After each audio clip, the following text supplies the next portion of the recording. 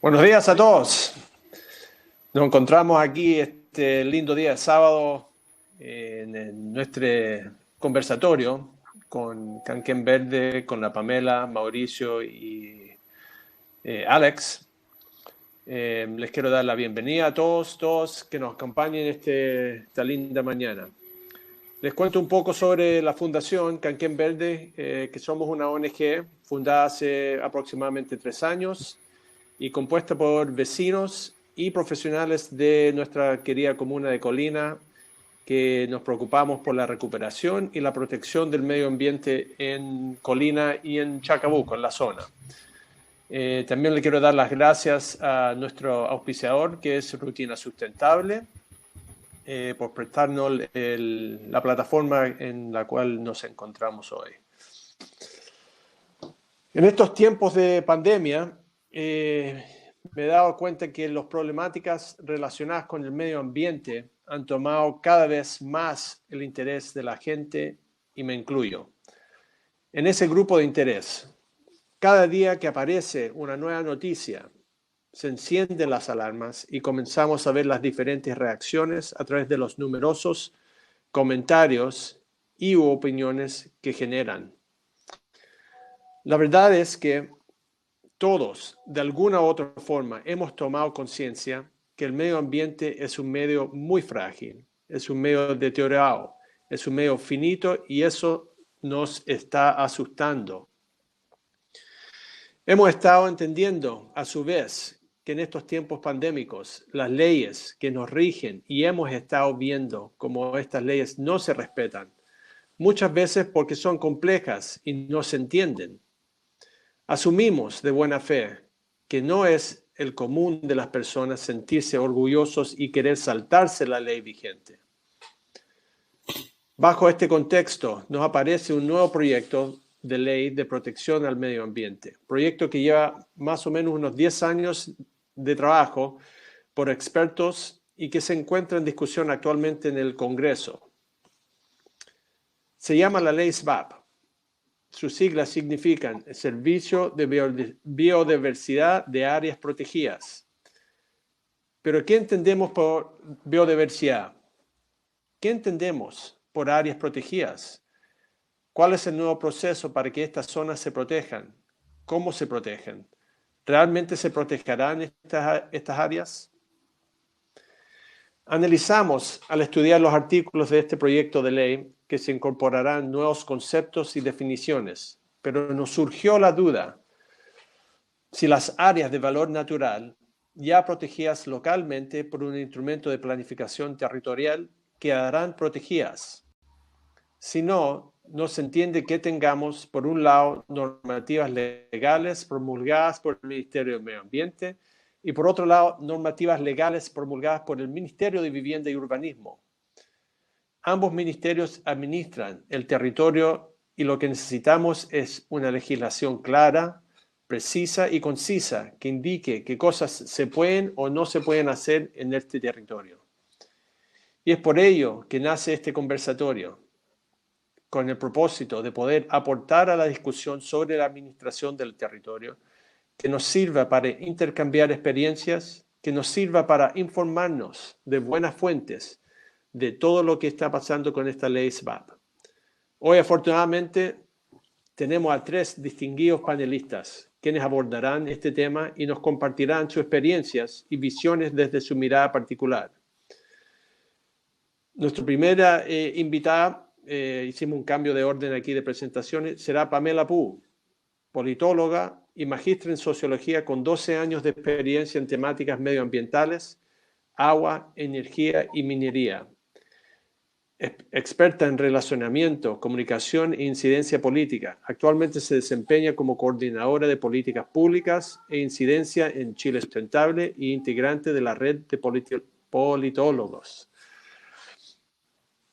Seguiremos con el doctor Purto, Mauricio Purto, gran montañista, médico de la Católica, psicoterapeuta, documentalista y escritor, y gran conocedor de todo lo que pasa cruzando esta línea imaginaria que se llama el límite urbano en nuestra cordillera de Santiago.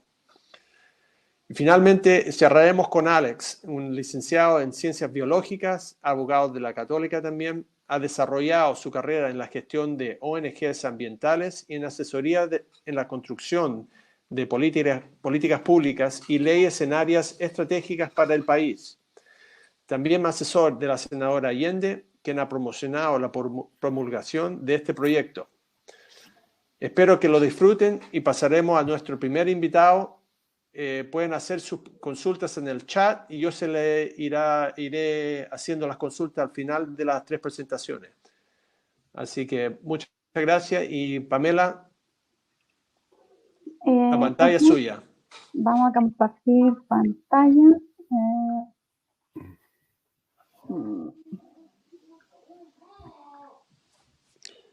¿Se ve ahí o no? No.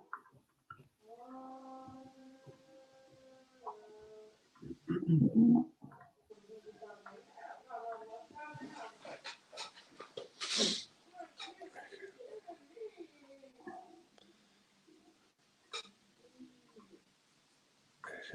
Ahí sí, ahí me resultó.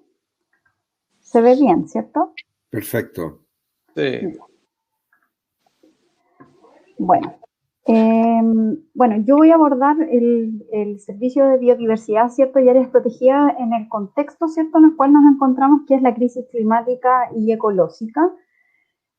Actualmente, ¿cierto? Tenemos una crisis sanitaria derivada de la crisis climática y ecológica. Aquí tenemos todo el tema de la zoonosis, o sea, el tema del coronavirus y otras enfermedades tienen que ver con la pérdida de biodiversidad y la zoonosis que se produce, ¿cierto?, al estar expuesto a las especies que prácticamente algunas incluso son desconocidas. Tenemos también el tema de la crisis de la democracia, que aquí me voy a detener unos minutitos en el sentido de que esta crisis de la democracia, ¿cierto?, liberal, en la cual, tal como la conocemos hoy en día, no solo en Chile está en crisis, sino que en varias partes del mundo, y es porque es un sistema que ha llegado a cierta madurez y en la cual hay nuevas tensiones, ¿cierto?, en relación a los partidos políticos, a las nuevas tecnologías, a las redes sociales, etcétera.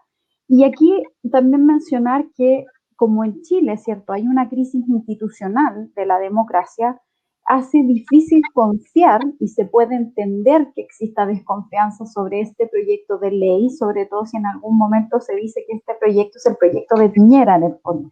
Entonces ahí hacer una primera mención que este proyecto de ley viene desde el 2014, por lo tanto este no es el proyecto de ley de Piñera, solo se ha seguido tramitando dentro de este gobierno y por lo tanto descomprimir esa presión como con respecto a que aquí quieren hacer un chanchullo, porque la verdad es que esto viene con un texto ya aprobado por el Senado en el gobierno anterior. Y por otro lado estamos en la crisis climática y ecológica, ¿cierto?, en la cual obviamente necesitamos contar con herramientas e institucionalidad que permita enfrentar esta crisis. Esta crisis ya llegó y está aquí y es para quedarse. O sea, yo veo muy complejo que el Acuerdo de París se cumpla y por lo tanto en ese contexto vamos a requerir de todas las herramientas posibles para poder llevar a cabo el proteger la naturaleza, el proteger la biodiversidad, el tener leyes, ¿cierto?, o políticas públicas que permitan subsanar lo más posible, ¿cierto?, y poder enfrentar esta crisis de la mejor forma posible. Tenemos que el contexto climático, ¿cierto?, en el caso de Chile, ¿cierto?, cumplimos 7 de las 9 vulnerabilidades de la Convención Marco de Naciones Unidas. Tenemos áreas costeras de baja altura, zonas áridas, semiáridas, zonas de bosque, propensión a los desastres, etcétera. Entonces, en general, nuestro país requiere fuertemente, ¿cierto?, preocuparse de la adaptación. Y ahí hay un tema que es muy importante y este servicio de biodiversidad va a trabajar en muchos aspectos que tienen que ver con la adaptación y la protección, ¿cierto?, y conservación del medio ambiente y la naturaleza. Tenemos que a nivel mundial, ¿cierto?, una de las crisis que se nos viene también encima, ¿cierto?, por eso se habla de crisis climática y ecológica, es que hay 1 millón de especies que se encuentran en peligro de extinción y en Chile hay varias especies que están en esa lógica. Y también mencionar que no conocemos todas las especies. Por lo tanto, tenemos un desafío en este sentido, ya que como no conocemos todas las especies, quizás hay elementos que si perdemos van a implicar un desafío no menor en relación a que se puede romper ciertas cadenas, ¿cierto? Y por lo tanto nos encontraríamos en un riesgo, además que puede ser más grave de lo que conocemos hoy en día. Por otro lado, tenemos que la institucionalidad actual, ¿cierto?, depende de un ministerio productivo, no está únicamente enfocado en la conservación. Ministerio productivo es el Ministerio de Agricultura, no tiene una visión sistémica, ecológica ni integradora, y el contar con este servicio de biodiversidad del que se ha estado hablando este último mes, ¿cierto?, es una recomendación de la OECD en el año 2005. En el fondo se habla de que tenemos que integrar todas las áreas protegidas que existen en Chile. Tenemos una cantidad enorme de categorías, lo que en el fondo hace complejo también poder manejar estas áreas. Con ciertos criterios me refiero más con objetivos claros, etc. Con respecto a los problemas actuales de las áreas protegidas, que esto es un tema que en general se ha criticado el SBAP, ¿cierto? Desde una lógica de como que si no hubiese nada hoy en día, y lo que hoy en día tenemos, ¿cierto?, es que hay problemas actuales en la forma en que protegemos nuestras áreas protegidas. Por ejemplo, este es un informe que hicieron Rafael Asenjo y Fernando Valenzuela en 2011, financiado por el IEF y el PNUD, en la cual se detectaron los problemas jurídicos de las actuales áreas protegidas. Y, por ejemplo, se plantea que no existe una base sólida jurídica, ¿cierto?, para establecer figuras adecuadas de protección de los ecosistemas estimados como valiosos o representativos. Esto porque tanto el SNASPE, que es el Sistema Nacional de Áreas Protegidas del Estado, y la CONAF nunca entraron en vigencia como institucionalidad pública, ¿cierto? Existe además, ¿cierto?, una ausencia de una estructura jurídico-institucional, carece de la necesaria sistematicidad y coherencia. O sea, hoy en día existen 31 categorías distintas de protección de ecosistemas y esto se requiere en el fondo tener más o menos sistematizar, ¿cierto?, y que tenga coherencia una con otra. Chile también ha carecido hasta la fecha, ¿cierto?, de una estructura institucional orgánicamente establecida a cargo de las áreas protegidas, caracterizándose por una administración y segmentación, una gestión segmentada, ¿cierto?, compartimentalizada. O sea, hay muchos ministerios o instituciones que tienen a cargo, ¿cierto?, se encargan de ciertas protecciones, ¿cierto?, en las cuales como que no se coordinan ni trabajan en conjunto, entonces cada uno hace lo que quiere, y ahí tenemos, por ejemplo, el tema de la salmonicultura en un área protegida. Eso, la pregunta es, ¿quién autorizó eso? Porque eso está ahí. ¿Por qué no hay una mirada más ecosistémica? Entonces, esas aberraciones las vamos a seguir viendo si tenemos esta dispersión de instituciones. Otros problemas actuales, ¿cierto?, es que en Chile tampoco se han creado organismos o designado una autoridad que se haga cargo de la tuición o administración de determinadas áreas protegidas, por ejemplo, los sitios Ramsar. Otro problema es que afecta a la normativa actualmente vigente, dice relación con los mecanismos de afectación y desafectación de ciertas áreas, de ciertas categorías de áreas protegidas, porque no está regulado, como el SNASPE nunca entró en vigencia por una parte, lo que se ha estado haciendo es afectar o desafectar por decreto y ni siquiera estaría operando, entre comillas, según este informe, la Convención de Washington. Y por lo tanto hay una lluvia y dispersión de decretos que están haciendo estas afectaciones o desafectaciones. Por otro lado, un problema es que es urgente dar cumplimiento al mandato establecido en el artículo 35 de la Ley 19.300, en orden de que el Estado debe fomentar e incentivar la creación de áreas protegidas privadas. O sea, hoy en día, ¿cierto?, si bien tenemos un aparato público que tiene una cantidad de áreas protegidas, también la idea es fomentar e incentivar, ¿cierto?, la protección, y para eso también está como otra ala que es de las áreas protegidas privadas, en la cual no hay ningún tipo de incentivo a crearla. La gente que lo ha creado realmente, la gente que ha creado este tipo de áreas, que hay varias, ¿cierto?, como los santuarios de la naturaleza, tiene una motivación netamente personal. Entonces, es complejo sacar adelante un santuario o un área protegida privada si no existe ningún tipo de ayuda, ¿cierto?, de parte del Estado o que facilite por lo menos su creación. Además de eso, otro problema actual es que tenemos duplicidad de normas aplicables a un territorio en el que coexisten, ¿cierto?, diversas categorías de protección. Hay superposición de estatutos y competencias, por ejemplo. Entonces acá necesitamos la supervigilancia de más de un organismo. Existen problemas de superposición de áreas protegidas y hay problemas de litigio con respecto a los límites o deslindes, ¿cierto?, de las distintas áreas protegidas. Otros problemas actuales, ¿cierto?, es que la propiedad, ¿cierto?, la mayoría de los parques nacionales o de las áreas protegidas se concentran más hacia la zona sur. Entonces, ahí es donde tenemos que tratar de proteger también áreas hacia la zona norte, donde se establecen que hay más hotspots, ¿cierto?, importantes para la biodiversidad y especies endémicas. Por eso se habla de fomentar, ojalá, la propiedad, las áreas protegidas privadas, ¿cierto?, de aquellas personas que tienen daños importantes de territorio. Por otro lado, actualmente muchas áreas, si bien cuentan con planes de manejo, esto como se han ido generando a través de distintas y la dispersión de áreas, dispersión de institucionalidad, ¿cierto? Significa que los planes de manejo son muy distintos unos de otros, no hay una uniformidad, ¿cierto?, de los contenidos que debe tener un plan de manejo.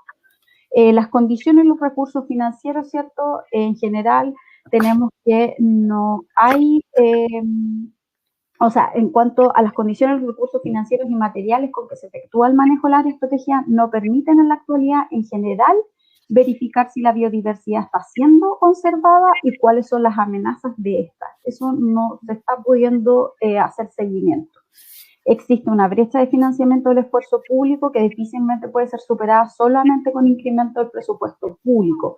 Por lo tanto, acá se requiere diversificar, ¿cierto?, las fuentes de financiamiento para proteger las áreas. Y acá tienen que estar los esfuerzos público-privados, ¿cierto? Hay elementos que, por ejemplo, el parque Yellowstone está concesionado y la concesión funciona bien. Entonces, la idea sería que apuntemos a que si hay una relación público-privada tiene que ser la mejor posible. Por otra parte, en el caso de los guardaparques que hacen una gran labor, ¿cierto?, tienen distintos problemas en cuanto al régimen de trabajo y por otro lado también en cuanto a las herramientas que se les entregan actualmente para hacerse cargo del área protegida, porque en el fondo el guardaparque es la persona que debiera ser una autoridad dentro del parque o del área protegida y eso a veces no está ocurriendo. A su vez, hay una brecha gigantesca, ¿cierto?, de producción científica y prioridades de investigación y generación de conocimiento para la toma de decisiones de las áreas protegidas. O sea, tenemos que, entre comillas, hablando como que la línea base de las áreas protegidas no está tan clara, ¿cierto? Falta de información científica y todos estos problemas que yo he mencionado actualmente en el ámbito costero marino es peor. Entonces, necesitamos, ¿cierto?, que se establezca un servicio que protejan, entre comillas, toda la biodiversidad y de forma integrada. ¿Por qué es importante, ¿cierto? El SBAP crea una institución pública que reúne las competencias que hoy están dispersas, ¿cierto?, y que quedarán radicadas en el Ministerio de Medio Ambiente desde una lógica, ¿cierto?, de conservación y preservación. Establece regulaciones nacionales para la protección y la conservación de la biodiversidad, pues Chile no tiene legislación de este tipo, y crea un sistema nacional de áreas protegidas públicas, privadas, terrestres, marinas y acuáticos. Cuestión que hoy día no está funcionando, ¿cierto? Y no puede funcionar así, ¿cierto? La CONAF, que es la que tiene más áreas, ¿cierto?, actuales a cargo, no puede hacerse cargo de las áreas marinas en este momento. Por lo tanto, se requiere, ¿cierto?, que esto sea manejado por un solo servicio. Ahora, ¿cuál es el contenido del proyecto? Yo sé que esto es como denso, pero la idea es tratar de pasearnos por todos los artículos lo que más podamos profundizar. Lo importante es que en el artículo 1, ¿cierto?, se establece el objeto y el objeto de este servicio es la conservación, la diversidad biológica, la protección del patrimonio natural a través de la preservación, restauración y uso sustentables de genes, especies y ecosistemas. La presente ley además plantea, ¿cierto?, la conservación dentro y fuera de las áreas, ¿cierto?, protegida, la preservación y uso sustentable de genes, especies, ecosistemas y la restauración. O sea, es un servicio que viene a preocuparse de muchísimos temas que actualmente no están siendo abordados. En su artículo 2 se establecen varios principios, lo más interesante, ¿cierto?, para esta ley, que todos los planes, todo tiene que hacerse basado en estos principios, es el de coordinación, jerarquía, no regresión, precautorio, preventivo, sustentabilidad, entre otros. Muchos de estos y los que yo aquí menciono han sido mejorados en su redacción en la Cámara de Diputados. Se establecen también las definiciones, las cuales es interesante porque aquí se mejoran muchísimas definiciones que traía el proyecto, tiene más de 30, pero entre ellas está la definición de área degradada, humedal, ¿cierto? Biodiversidad, corredor biológico, especies nativas, plan de manejo, etcétera. Entre su artículo 4 y 5, ¿cierto? Se encuentran las normas generales del servicio, las funciones y atribuciones, entre las que encontramos, por ejemplo, que esto me parece interesante, en su letra H, el promover, apoyar y ejecutar acciones de educación, sensibilización, información, capacitación y comunicación sobre el valor de la biodiversidad, sus amenazas y su relación con el cambio climático.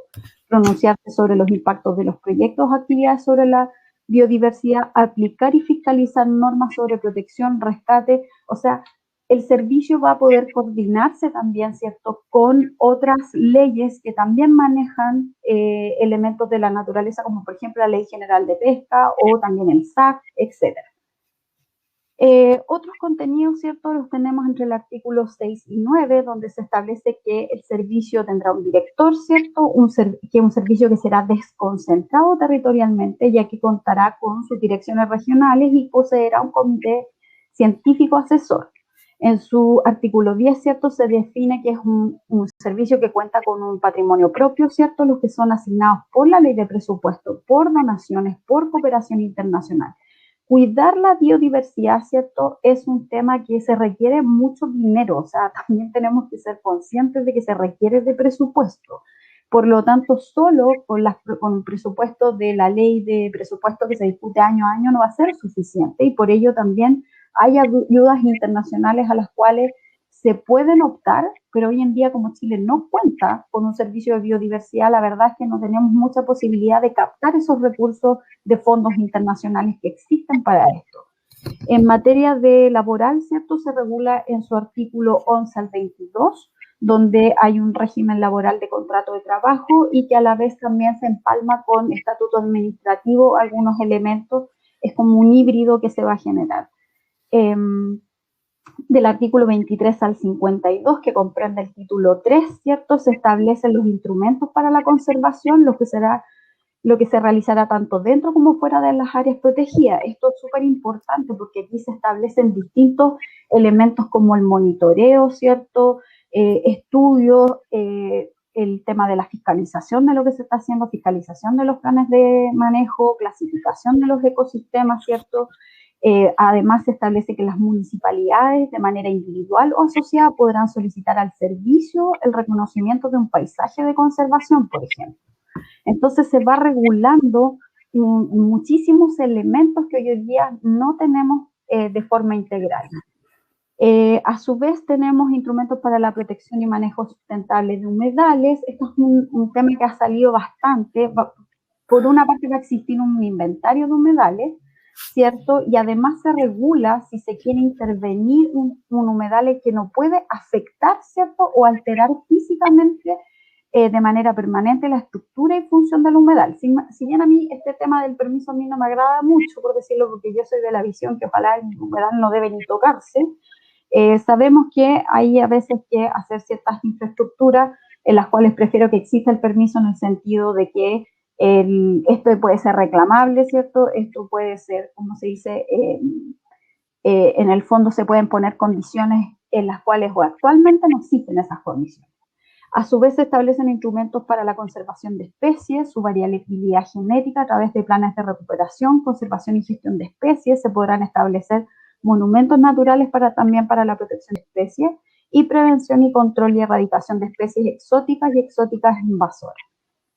Tenemos también que va a existir un Fondo Nacional de la Biodiversidad destinado a financiar proyectos de conservación, principalmente fuera de las áreas protegidas del Estado. Y acá tenemos, yo creo que el gran problema que tenemos actualmente de la biodiversidad es más fuera de las áreas protegidas que dentro de las áreas protegidas, porque en el caso de afuera, ¿cierto?, hay muchos proyectos de inversión, ¿cierto?, que están impactando importantes ciertos bienes de la naturaleza. Entonces es importante también saber el estado de lo que tenemos afuera y por lo tanto este fondo va a servir para financiar actividades de investigación, capacitación, monitoreo, restauración, control de amenazas, acciones de conservación de especies, etcétera. En cuanto a instrumentos económicos que poseerá el servicio, ¿cierto? Se encuentran las prácticas sustentables, sistemas de certificación de biodiversidad y servicios ecosistémicos, el contrato de retribución por servicios ecosistémicos, y mencionar que los bancos de compensación fueron rechazados en la Cámara con apoyo del Ejecutivo. Efectivamente, ese artículo 52 era bastante polémico y esto se rechazó. Y menciono que fue con apoyo del Ejecutivo porque en el fondo no van a insistir en que esto quede dentro del proyecto de ley. Por otro lado, tenemos que el artículo 53, ¿cierto?, crea un sistema nacional de áreas protegidas que está constituido por el conjunto de áreas protegidas del Estado, privadas, terrestres, acuáticas, marinas y continentales. Hay que mencionar, ¿cierto?, que en la Cámara de Diputados estas áreas fueron homologadas a las categorías de la Unión Internacional para la Conservación de la Naturaleza, quedando estas conformadas por áreas protegidas que comprenderán las siguientes categorías: Reserva de Región Virgen, Parque Nacional, Monumento Natural. Por ejemplo, los parques marinos van a ser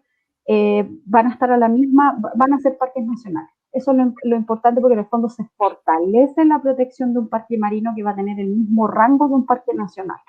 A su vez se establecen áreas las cuales se pueden hacer ciertos emprendimientos, por decirlo así, y que son la Reserva Nacional, el área de conservación de múltiples usos y área de conservación de pueblos indígenas. Se reconocen además los humedales Ramsar, y en el artículo 67 se deja cerrado, ¿cierto?, para actividades extractivas para las categorías más fuertes de las 6 mencionadas anteriormente. O sea, en el Parque Nacional, Monumento y Reserva de Región Virgen no se puede tocar. En cuanto a la desafectación de un área protegido, en los casos de Parque Nacional y Reserva de Región Virgen se tendrán que hacer por ley, o sea, habría que pasar por el Congreso para poder desafectarla.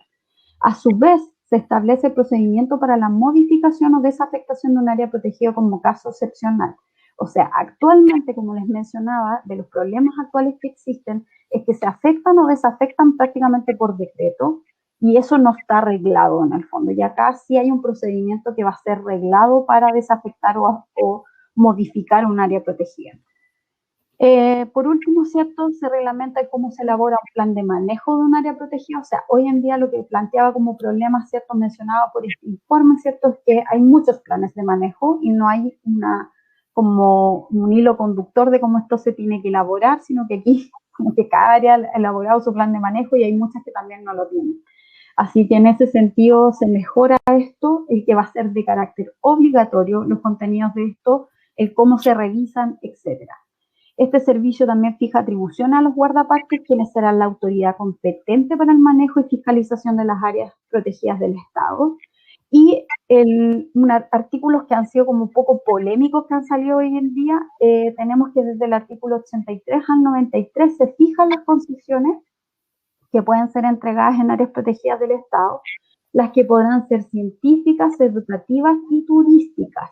Y acá hay que hacer hincapié, y este tipo de concesiones hoy en día sí se entregan, pero tienen una baja regulación. Entonces esta cuestión se subsana con el servicio, ya que estas deben adecuarse al objeto de protección, al plan de manejo, y si no cuenta con un plan de manejo, no se puede establecer la concesión. Por otra parte, se fijan los criterios para establecer estas concesiones, o sea, se deberán tener en cuenta los saberes ancestrales, promover la participación de los pueblos originarios y locales, ¿cierto?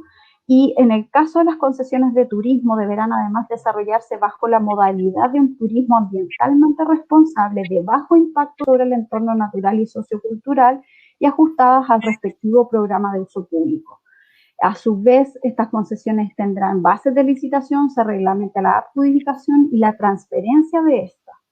A su vez, en el artículo 96 se planteaban las concesiones sectoriales, las que se prohíben, con una indicación en la Cámara de Diputados que se aprobó hace como 2 semanas, se prohíben las concesiones sectoriales. Y acá la gran crítica que nosotros hicimos es que estas concesiones sectoriales, si bien estaban reglamentadas en relación a que se tienen que ajustar al plan de manejo y a otros elementos, la verdad es que el hecho de tener una concesión sectorial muchas veces con la actual Constitución implica un derecho de propiedad. Y eso a nosotros nos parece que no cabe en la dimensión de proteger la biodiversidad. Se establece además fiscalización de las distintas áreas, como también los planes de manejo y fiscalización de estas concesiones, ¿cierto? Las cuales mencioné que van del artículo 83 y 93. Se establece además un articulado que estará a cargo de las áreas protegidas privadas. Se regulan, hoy en día existen, ¿cierto? Pero van a ser parte, van a formar parte, ¿cierto? De este sistema de áreas protegidas. Se regula la solicitud para crearla, las que se crean a través de una solicitud, cómo se modifican, desafectan y transfieren, o sea, está todo regulado también por el servicio. A su vez, y este artículo que ha sido súper polémico, y yo creo que la gente aquí como que muchas veces reacciona un poco al fake news, que es como, no, esto va a fomentar el que no paguen impuestos los millonarios. No, la verdad que el artículo 108 lo que plantea es que establece un incentivo para crear estas áreas a través de algunas exenciones tributarias. ¿Y por qué razón? Si, por ejemplo, Sergio Domenico tiene un área que quiere protegerla y es un área que tiene un terreno y ese terreno es de él, ¿cierto? Y él lo va a poner a disposición de la sociedad, entre comillas, protegiéndolo, eso va a significar que cómo yo le voy a estar cobrando, cargando tributariamente si él está haciendo un bien para el país en el fondo. Entonces se da estas exenciones con el fin de que la gente haya algún incentivo, porque perfectamente Sergio me podría decir, prefiero explotarlo comercialmente, tengo una mina aquí, prefiero explotarla. Entonces la idea es que no la explote y preservemos la biodiversidad. Por otro lado, se establece un artículo 110 sobre prohibiciones, el cual se encuentra pendiente de votación todavía, ya que hay un debate en la cual creemos que se puede perfeccionar aún más la redacción. Y por otro lado, se aprobó un nuevo artículo 110 bis que prohíbe, ¿cierto?, los organismos genéticamente modificados, ¿cierto?, en las áreas protegidas. Por último, tenemos que el servicio contará con fiscalización del cumplimiento de planes de manejo de todas las áreas, permisos de concesiones, planes de restauración y convenios de encomendación. Estos convenios van a permitir que el servicio pueda con otros servicios, ¿cierto?, ir a revisar, fiscalizar, ¿cierto?, concesiones que se hayan entregado, permisos que se hayan entregado, etc. Se establecen infracciones, ¿cierto? Se establecen fuera y dentro de las áreas protegidas. Cualquier persona puede denunciar, ¿cierto? Y denuncia, ¿cierto? Cualquier persona podrá denunciar las infracciones que trata esta ley, ¿cierto? Existen sanciones, multas, además de las responsabilidades civiles y penales que se pueden establecer, y hay decisiones que también además son reclamables ante las decisiones de la administración del Estado. Por último, el proyecto de ley tiene el potencial de convertirse en una herramienta eficaz para la conservación de la biodiversidad en Chile. Se continúan incorporando mejoras en su segundo trámite constitucional. Tiene 192 indicaciones, de las cuales ya se han votado alrededor de 2/3, lo cual ha mejorado muchísimo los textos que ya venían aprobados del Senado. Y por último, se requiere tener una visión ecosistémica integral ante la crisis climática y ecológica.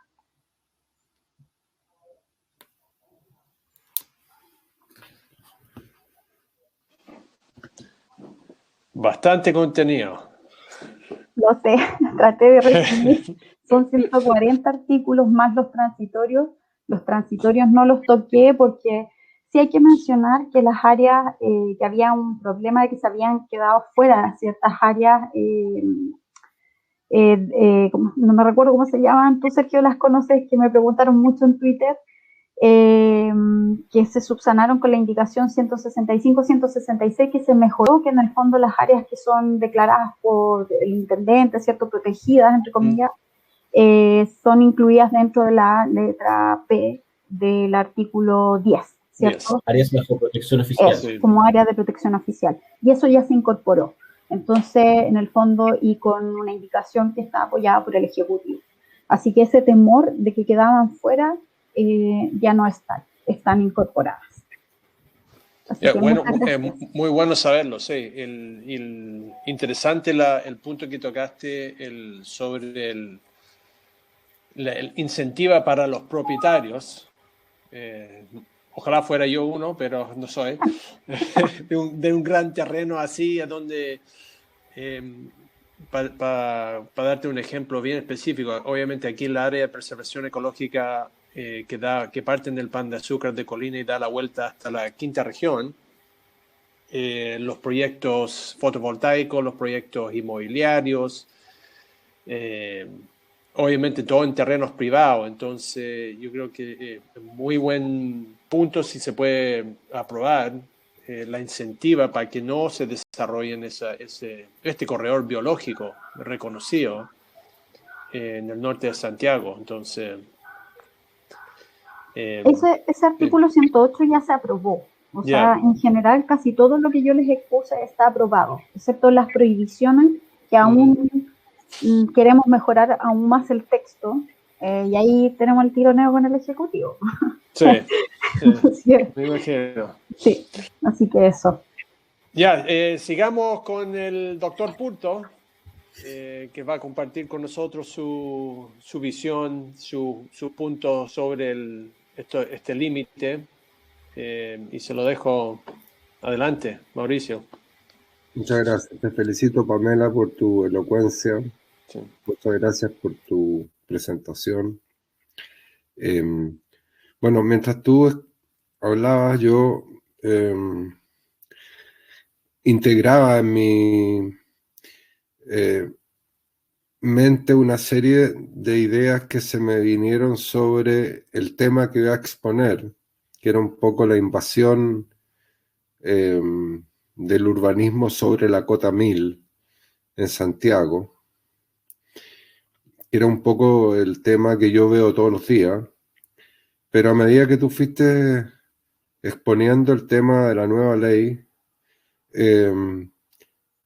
pensé varias cosas. Primero, que la ley no hay que cejar en perfeccionarla hasta el último momento, porque, por ejemplo, hay cosas que me chocaron, que es como darle una pequeña ventana a que puedan explotar humedales.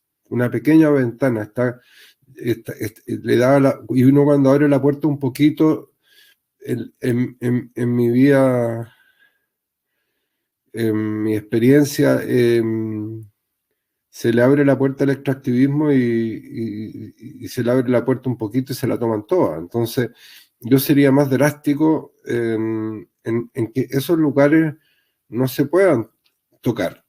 Por ejemplo, yo siempre he puesto el ejemplo de que qué pasaría si encontraran oro debajo de las Torres del Paine. Bueno, entonces vamos a botar las Torres del Paine porque hay oro. Ahora, yo creo que todo el tema de explotación a nivel de parques nacionales, reservas, zonas de mucha importancia biológica, ecosistémica, como por ejemplo humedales, glaciares, ya, mares en general, borde costero, yo sería muy drástico. Porque en mi experiencia, como les digo, si uno abre un poquito la puerta la abren completa. Ahora, yendo al tema de fondo, nosotros nos vemos en la obligación de perfeccionar leyes medioambientales de conductas y funcionamiento medioambientales, porque en el fondo no existe una ley universal de comportamiento que diga relación con una disminución, un decrecimiento del consumo. Porque el consumo en el fondo y la sobrepoblación llevan inexorablemente a la contaminación y al consumo de la propia tierra, porque el consumo humano es el consumo de nuestra tierra. Por lo tanto, el problema de fondo es contaminación y sobrepoblación, y esas políticas que no han sido tomadas yo soy partidario del decrecimiento económico, no del crecimiento económico, y soy partidario de hacer menos que hacer más. Vale decir, cambiar nuestra economía a una economía minimalista como la de Schumacher, por ejemplo, o Uspensky. Ese tipo de filosofías minimalistas donde menos es más y lo pequeño es bonito, te remonta mucho a la forma de vida que tenemos los montañistas, en que en una carpa, o sea, en una mochila tenemos una carpa, un saco de dormir, ropa, y nuestra máxima, digamos, el máximo lujo es una linterna con pilas. Siempre usábamos vela antes.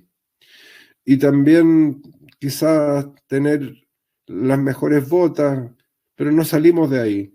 Y con esa mochila podemos recorrer el mundo y recorrerlo, ser testigos del mundo y gozar el mundo, la creación, lo que es la Tierra, este espacio tembloroso entre 0 y 8.000 metros donde ocurren todas las bondades y todas las crueldades. Y en ese sentido, ser testigo de la Tierra es una cuestión muy importante porque todo lo que ustedes dicen es verdad. Desgraciadamente la gente no lo ve. Y como no lo ve, no lo entiende ni lo quiere. Ha sido mi experiencia en 25 años de documentalista mostrar los lugares que tenemos que cuidar, porque si los mostramos, obviamente creamos conciencia y la gente finalmente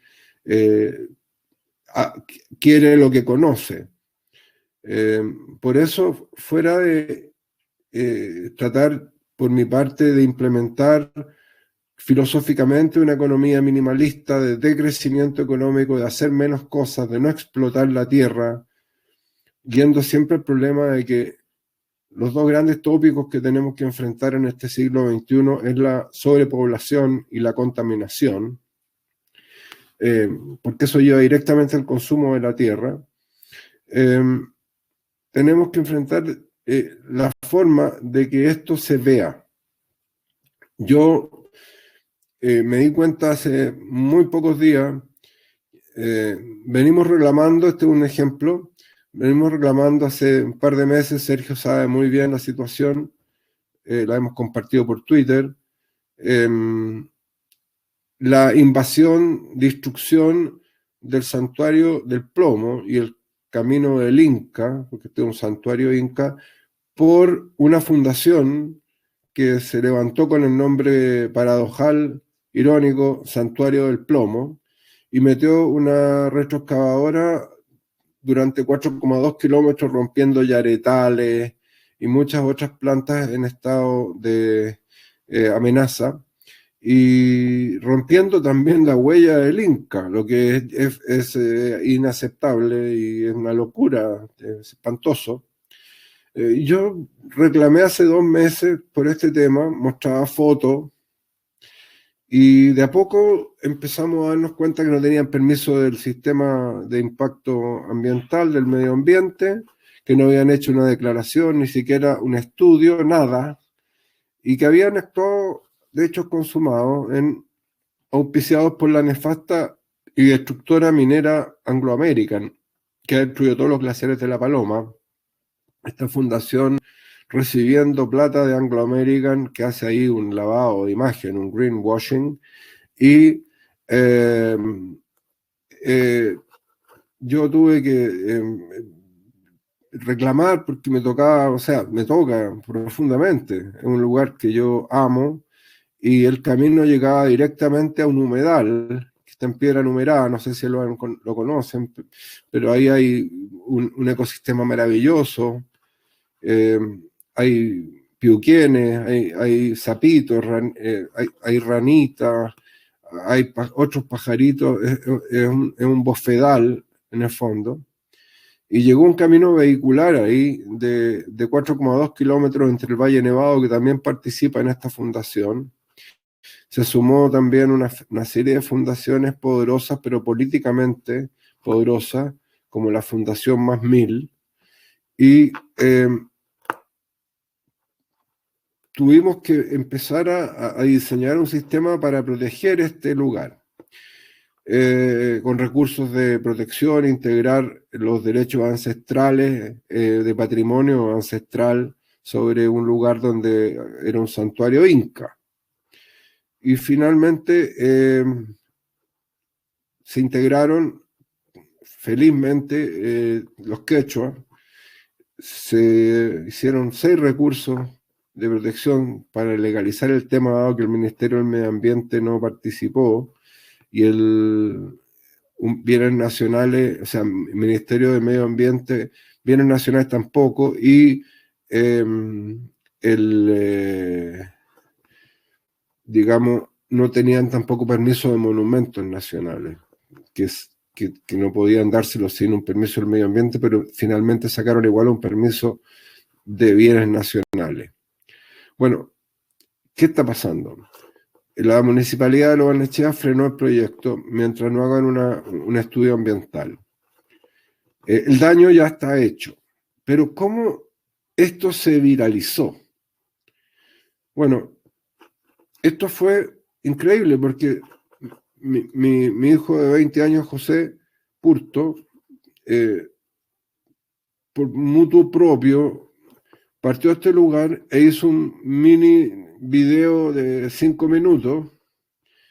Usó toda la tecnología que tenía su papá de productor audiovisual y finalmente durante un par de fines de semana estuvo reporteando ahí con cámara y con toda la estructura de un buen video realizador, y puso este video en Instagram mostrando la huella de la máquina rompiendo yaretas, la huella de la máquina rompiendo el sendero del Inca. En ese momento, esto logró salir en la televisión abierta, no antes. No había salido ninguna declaración de ninguna autoridad. Solo en ese momento quedó al descubierto. Por eso mismo, creo que nuestras políticas, fuera de estructurar una nueva ley del medio ambiente, con este servicio de biodiversidad que está dando un paso importante sobre lo que ya, sobre lo existente, es muy importante propugnar una visualización, hacer un ecoreporte de todas las zonas que en Chile están siendo amenazadas. Y creo que esa tarea voy a tratar de asumirla desde mi experiencia como realizador, y no lo voy a hacer yo, sino que lo van a hacer la nueva generación, para poder dejar sumamente claro con imágenes, porque una imagen vale más que 1000 palabras, sumamente claro todo el impacto actual sobre el agua, sobre la contaminación del agua, sobre la destrucción del bosque esclerófilo, sobre la destrucción de enteros ecosistemas, sobre la prevalencia de las plantaciones, sobre el exterminio de la fauna marina y de la flora marina, etcétera, etcétera, etcétera. Eso va a ser por el lado nuestro.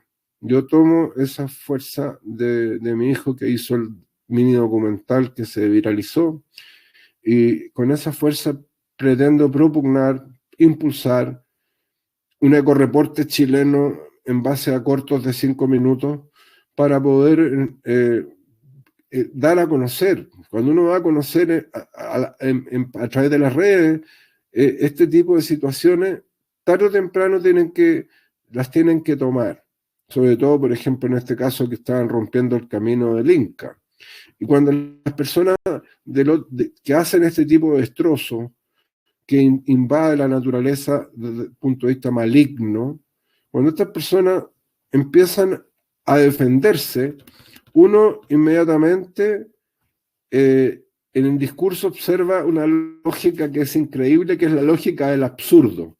Tratar de explicarle lo inexplicable lleva un ejercicio muy potente, porque cuando uno aprende la lógica del absurdo es capaz de defender la lógica de lo no absurdo, de lo coherente. Y la mayor parte de las empresas que yo he tenido que impugnar, sobre todo la minera Anglo American, el primer paso es una política de negacionismo, es decir, no, nosotros no estamos haciendo esto. O sea, da lo mismo que existe una ley, ellos no les interesa la ley y lo niegan, no estamos haciendo nada. Después reconocen sí, es una prospección.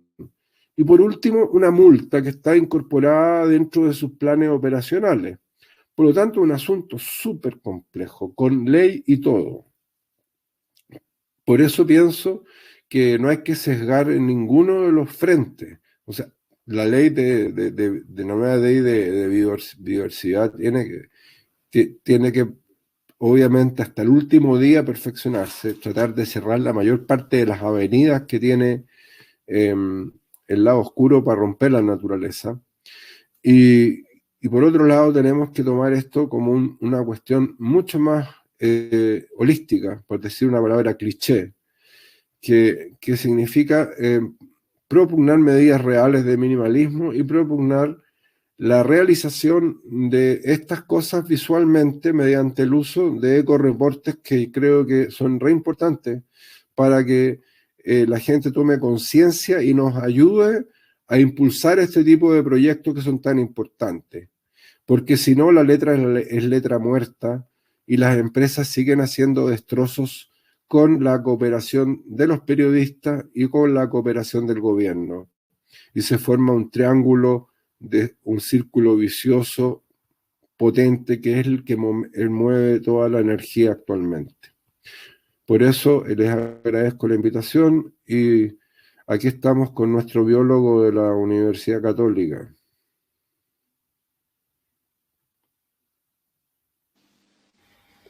Muchas gracias, Mauricio. Siempre sacando que pensemos profundamente en cómo estamos ocupando nuestros espacios aquí en la Tierra y cómo debiéramos cambiar la mentalidad. Un trabajo largo y difícil, pero yo creo que teniendo la voluntad todo se puede lograr. A lo mejor no en nuestra presencia en la tierra, a lo mejor con nuestros hijos, nuestros nietos, pero hay que ponerle la pata a fondo para tratar de implementar los cambios necesarios.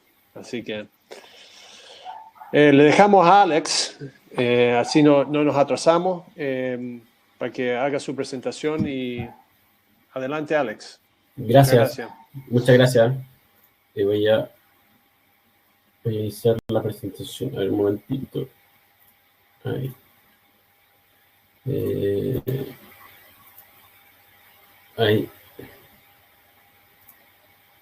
Ahí sí, ahí se ve, ¿no? Sí, ahí se ve, perfecto. Ya, perfecto. Mira, mi presentación, bueno, primero que todo, muchas gracias por la invitación. La verdad, estoy contento de estar acá, tener la oportunidad siempre de poder, la verdad me gusta decir, evangelizar un poco sobre SVAP, porque como ustedes saben, ha habido mucha desinformación al respecto. Y esta presentación se parece bastante a una que di en la Cámara de Diputados cuando se comenzó la discusión del proyecto de ley de biodiversidad. En algunos puntos, esta presentación se va a parecer un poco a lo que presentó Pamela, porque tenemos un diagnóstico similar, que en realidad ya es conocido por todos ustedes, pero quisiera reiterar en algunos puntos que quizás no se ahondaron con tanta profundidad. Entonces, lo más importante es, claro, en el fondo, el SVAP, ¿cómo lidiamos con la urgencia de la crisis climática y ecológica? En el fondo hay ciertos puntos que yo creo que tienen que quedar en la Constitución y que no podemos pedirle al SVAP abordar, como el punto del decrecimiento mencionado por el panelista anterior. En el fondo es difícil, o sea, tenemos que tratar de incorporar esa visión, pero es muy difícil pedirle al SVAP que pueda hacerlo. Entonces, parto con el cambio climático. En el fondo, ¿por qué debería importarnos el cambio climático? Porque es un fenómeno grave, complejo, irreversible y urgente, y esto es parte un poco de la crisis ambiental. Ya todos conocemos el efecto invernadero y que esta emisión de gases de dióxido de efecto invernadero ha ocurrido principalmente en los últimos 30 años. O sea, en el lapso de una sola generación hemos llevado el mundo prácticamente al colapso. También cuando se toma en cuenta la verdad, cuando uno ve las maneras de poder reducir las emisiones desde el punto de vista de individuo, la verdad es que no hay muchas que sean tan efectivas. Incluso cancelar, por ejemplo, un vuelo transatlántico, por ejemplo, o internacional de larga distancia, es poco en comparación con lo que ocurre cuando uno decide tener un hijo menos del que decidiría poder tener.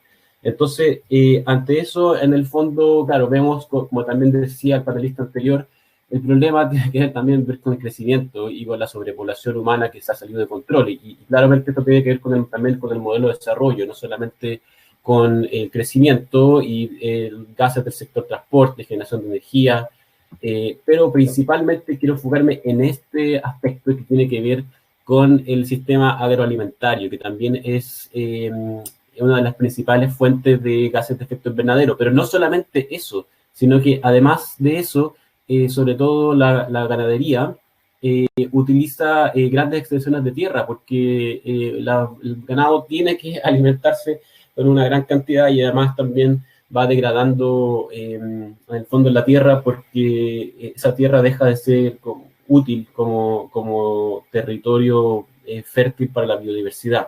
Entonces, este punto es esencial porque la agricultura es la principal causa de pérdida de biodiversidad del mundo. De hecho, los estudios dicen que es el cambio en el uso del suelo. Bueno, principalmente cambio el uso del suelo para uso agrícola. También sabemos que el sector inmobiliario también nos hace perder biodiversidad, pero la verdad es que la agricultura es mucho más grave. Entonces, ¿y por qué nos debería importar el cambio climático? Bueno, esto permite el cierre de los principales puertos, por ejemplo, de Chile, que han tenido que cerrar producto de las marejadas, pero también sabemos que hay otro tipo de fenómenos como tormenta eléctrica. En enero de este año Santiago casi se queda sin agua potable, inundaciones, trombas marinas, sequías, granizadas que dañan los cultivos agrícolas y que dejan a la gente sin alimentación, incendios forestales. Además, no nos acordamos de lo que ocurrió en verano 2017 con el ejemplar del caso del supertanker y que el gobierno no fue capaz de controlarlo adecuadamente. Incendios, por ejemplo, en Siberia que incluso se podían ver desde el espacio exterior, o sea, es una situación bastante grave, escasez de agua y de alimentos. Otros ejemplos, lagos enteros han desaparecido, como el lago Chad de África. Y también para que se hagan una idea, este lago Chad del 63 estaba lleno, en el 2006 prácticamente vacío, es casi del tamaño del mar Caspio. Aquí está el mar Caspio, ese lago era casi de ese tamaño y desapareció. El mar de Alar, el cuarto lago más grande del mundo también. En el caso de Chile tenemos la laguna de Culeo, y no solamente, esto es importante especificar, no solamente desaparece ciertos cuerpos de agua por el cambio climático, sino que también por el mal manejo y sobreexplotación que hacemos de ello. Entonces volvemos al punto del decrecimiento, que es súper importante. Y bueno, el tema también que abordó Pamela, enfermedades preexistentes aumentarán, y también tendremos enfermedades en el fondo que nunca habíamos conocido, que por ejemplo están debajo del permafrost, que es el suelo congelado, permanentemente congelado, que existe en distintas áreas del mundo, tanto en Chile también como en la región de Siberia.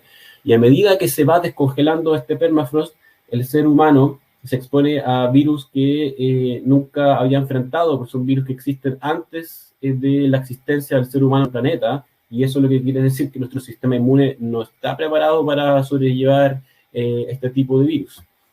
Y, por ejemplo, comentario obligado, también lo indicó Pamela, el caso del COVID-19, que la ONU ya lo dice del fondo, esto tiene que ver con pérdida de biodiversidad, además también de otras zoonosis recientes también, que tendrían que ver también con pérdida de biodiversidad. También lo dice la WWF, deforestación, tráfico de especies, mercado de animales, etcétera, etcétera. Entonces, escenario optimista para el planeta, en el fondo, es si es que lo logramos, que el mundo no aumente su temperatura promedio en más de 3.2 grados Celsius respecto de la época preindustrial. ¿Qué significa esto? Que el sur de Europa está inundado de forma permanente y las áreas forestales, por ejemplo, solamente en Estados Unidos con riesgo de incendio aumenta 6 veces.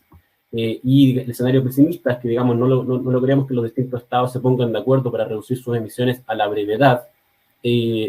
Simplemente el planeta aumenta su temperatura en 8 grados promedio. Entonces, ¿qué va a significar eso? Regiones ecuatoriales completamente inhabitables, 2/3 de las ciudades del mundo también serán inhabitables, incluso en algunos casos con inundaciones, enfermedades tropicales existirán en el Ártico, Y otra característica del cambio climático es su complejidad. Por eso, este punto me interesa como recalcarlo, porque la institucionalidad actual que tenemos para el cuidado de la naturaleza en Chile no está enfrentada de ninguna forma posible, o sea, no está preparada, perdón, de ninguna forma posible para poder enfrentar la complejidad del cambio climático. Nuestra institucionalidad ambiental está fragmentada, como adelantó Pamela, y además nunca nos fue pensada para los tiempos de cambio climático. Entonces, ¿y qué significa que el cambio climático sea complejo? Que tiene la posibilidad de retroalimentarse, o sea, se estaría acelerando. Un ejemplo muy clave es, por ejemplo, el derretimiento del Ártico. El Ártico cumple una función importante en poder reflejar cierta radiación de vuelta al espacio, más allá de nuestra atmósfera, pero producto del cambio climático se está derritiendo el Ártico y eso reduce la capacidad de la Tierra de poder reflejar esos rayos de vuelta al espacio. Entonces, al final eso provoca que aumente el efecto invernadero porque vamos a tener más rayos que no pueden escapar de la atmósfera. Lo mismo también ocurre con los incendios forestales, que en el fondo, al incendiarse estos ecosistemas, perdemos nuestra capacidad de seguir absorbiendo carbono y además se estaría liberando aún más dióxido de carbono a la atmósfera, lo que agrava el problema. Entonces, el mundo se esfuerza, sí, está este tema del Acuerdo de París, pero que producto del propio COVID ha tenido que postergarse, y además también tenemos, esto salió en el desconcierto hoy día respecto al comentario que hizo la ministra Schmidt ayer en redes sobre en el fondo que en Chile se habría impulsado el tema de cambio climático gracias a ella. Entonces, pero cuando vemos cuál es la realidad, del fondo, esta página web se llama Climate Action Tracker, de una ONG, y clasifica el fondo las distintas NDC, que son las contribuciones nacionales determinadas de cada país, que básicamente son las acciones climáticas comprometidas por cada país. Las puede clasificar en críticamente suficiente, altamente suficiente, compatible, etcétera. Y cuando vemos, realmente solamente hay muy pocos países que cumplen o que están más bien en la escala verde. Entonces, la pregunta es, ¿qué hacemos? Y por eso es tan importante el SVAP. Toda esta introducción era un poco para llegar a esto. O sea, sin SVAP nos vamos a la B, porque de hecho ya estamos en la B. Entonces, ¿qué se puede hacer? Ante el cambio climático hay dos principales tipos de acciones que uno puede hacer. Mitigar, que es básicamente tratar de disminuir en el fondo las emisiones de gases de efecto invernadero que está emitiendo toda la sociedad, para tratar de evitar agravar el cambio climático. Y número 2, adaptarnos. Pero hay un punto súper importante, bueno, lo voy a comentar después. El cambio climático ya es irreversible, o sea, aunque todos los estados de todo el mundo tomen todas las acciones de la noche a la mañana para reducir sus gases de efecto invernadero, igual la temperatura de tierra promedio ya va a aumentar en el fondo. Ya el cambio climático ya es una realidad irreversible. Y la otra opción que tenemos es adaptarnos, que básicamente es cómo nos preparamos ante los efectos adversos del cambio climático, cómo evitamos que el cambio climático cause tantos estragos como sabemos que va a causar, cómo protegemos a nuestra gente, cómo protegemos a nuestro ecosistema. A mi juicio, el punto número 1 es súper importante, o sea, no quiero desmerecer. Si bien Chile, por ejemplo, aporta menos de un 1% en gases de efecto del cambio climático, la verdad es que tiene que hacerlo. O sea, si juntamos a todos los estados del mundo que aportan menos de un 1% al cambio climático, hacen por lo menos, creo que si no mal no recuerdo, cerca de un 40%, entre 30 y 40%, o sea, no es menor, si mal no recuerdo, esa cifra tendría que confirmarla. Entonces, ¿qué es lo que estamos haciendo en Chile ante esta situación? Bueno, la verdad es que hay un proyecto de ley de cambio climático en trámite en el Senado, que es súper importante, pero es un proyecto de ley enfocado principalmente en mitigación, crea instrumentos de gestión de mediano, corto, largo plazo, incorpora el cambio climático en distintos instrumentos, etcétera. Pero la verdad es que es insuficiente sin una pata fuerte en la adaptación. O sea, no podemos solamente enfocarnos en la mitigación. Si no nos protegemos a nuestra gente, a nuestro ecosistema del cambio climático, entonces ahí sí que vamos a estar mal. Como indiqué, en enero de este año ya casi nos quedamos sin agua, en el fondo, y si es que eso llegara a ocurrir, es difícil encontrar al responsable político, en el fondo, para exigir la rendición de cuentas. Entonces, ¿cómo podemos adaptarnos y mitigar? Bueno, una muy buena manera de hacerlo es cuidando la naturaleza. ¿Por qué? Porque los ecosistemas absorben gases de efecto invernadero y no solamente pueden hacer eso, sino que además también nos ayudan a regular el clima, nos proveen aire limpio, nos proveen protección contra plagas, por ejemplo, contra pandemias, etcétera, etcétera. Entonces, para esto hay que entender que el mundo está integrado por distintos niveles de organización. Son sistemas que están dentro del sistema, el sistema celular, dentro del sistema de los tejidos, dentro de las poblaciones. Así funciona en el fondo el planeta. Y por lo tanto hay que entender que hay una integración entre los distintos sistemas. Si no tenemos una legislación que pueda reconocer eso, es complejo. Entonces, solamente para ejemplificarlo, los ecosistemas marinos y ecosistemas como los manglares secuestran 20 veces más carbono que los bosques, en términos de carbono. Y casi la mitad del aire que respiramos se produce en los océanos. Entonces, ¿qué es lo que pasa? La institucionalidad actual hoy día es muy pobre en materia de protección de océanos. La institucionalidad que tenemos para la protección, digamos, de áreas protegidas es la CONAF, pero la CONAF no tiene atribuciones directas en el tema marino. Entonces, aquí hay un ejemplo de un vacío gigantesco que tenemos, el tema del océano. Entonces, hay un concepto interesante que se llama servicios ecosistémicos, que son las contribuciones directas e indirectas de los ecosistemas al bienestar humano. Se pueden dividir, por ejemplo, en provisión de agua limpia, bueno, como incluso comida, materia prima, etcétera, etcétera. Y esto ha sido evaluado económicamente, se ha evaluado incluso por algunos estudios científicos que los servicios ecosistémicos de todos los ecosistemas duplican la producción económica global. Otro punto importante a tener en cuenta al momento de debatir el decrecimiento. Y solamente la polinización está evaluada solamente en los Estados Unidos con un aporte de 14.000 millones de dólares por año. O sea, incluso, esto es lo que quiere decir que incluso si metemos en el fondo, reconocemos a los ecosistemas como un actor partícipe de nuestra economía, la verdad es que incluso pueden ser más grandes que la economía planetaria. Entonces, la pregunta es cómo podemos adaptarnos y mitigar. Bueno, con soluciones basadas en la naturaleza. Por ejemplo, la protección de los servicios ecosistémicos, que el SBAP tiene ese enfoque, pero también restaurando y conservando nuestro ecosistema. Entonces, ¿qué es lo que ocurre actualmente? Y aquí ya entro un poco más en materia respecto al SBAP, que principalmente el principal problema de fondo es que depende de un ministerio productivo, que es el Ministerio de Agricultura. Y como ya dijimos, la agricultura es la principal causa de cambio de uso de suelo que hace pérdida de biodiversidad. Y aparte, la institucionalidad actual, que es la CONAF, no está únicamente enfocada en conservación y tampoco tiene una visión sistémica, ecológica e integrada. Por ejemplo, es todo el Estado de Chile, para que vean todas las agencias que hay de la administración central del Estado. Los que están aquí arriba son los distintos ministerios que hay, son 24. Les recuerdo que el Ministerio de Medio Ambiente es el sexto más pobre de 24, superado en presupuesto por el Ministerio del Deporte, superado en presupuesto también, por supuesto, por parte del Ministerio de Agricultura. Y los que están aquí en verde son otros organismos que dependen de estos respectivos ministerios. Entonces, ¿qué es lo que ocurre? Aquí ya hacemos un zoom un poco en lo que está. El Ministerio de Agricultura tiene a su cargo 3 instituciones. También tiene quizá el instituto, creo que... Bueno, hay una institución de investigación que también no la coloqué acá. Servicio Agrícola y Ganadero, la CONAF y la Comisión Nacional de Riego. Esto básicamente lo que hace es entregarle subsidios de riego al sector de agricultura y potenciar obras hidráulicas, que lo que hace es que al final, con producto de la eficiencia, los agricultores terminan aumentando su superficie de riego en vez de ahorrar agua para los ecosistemas.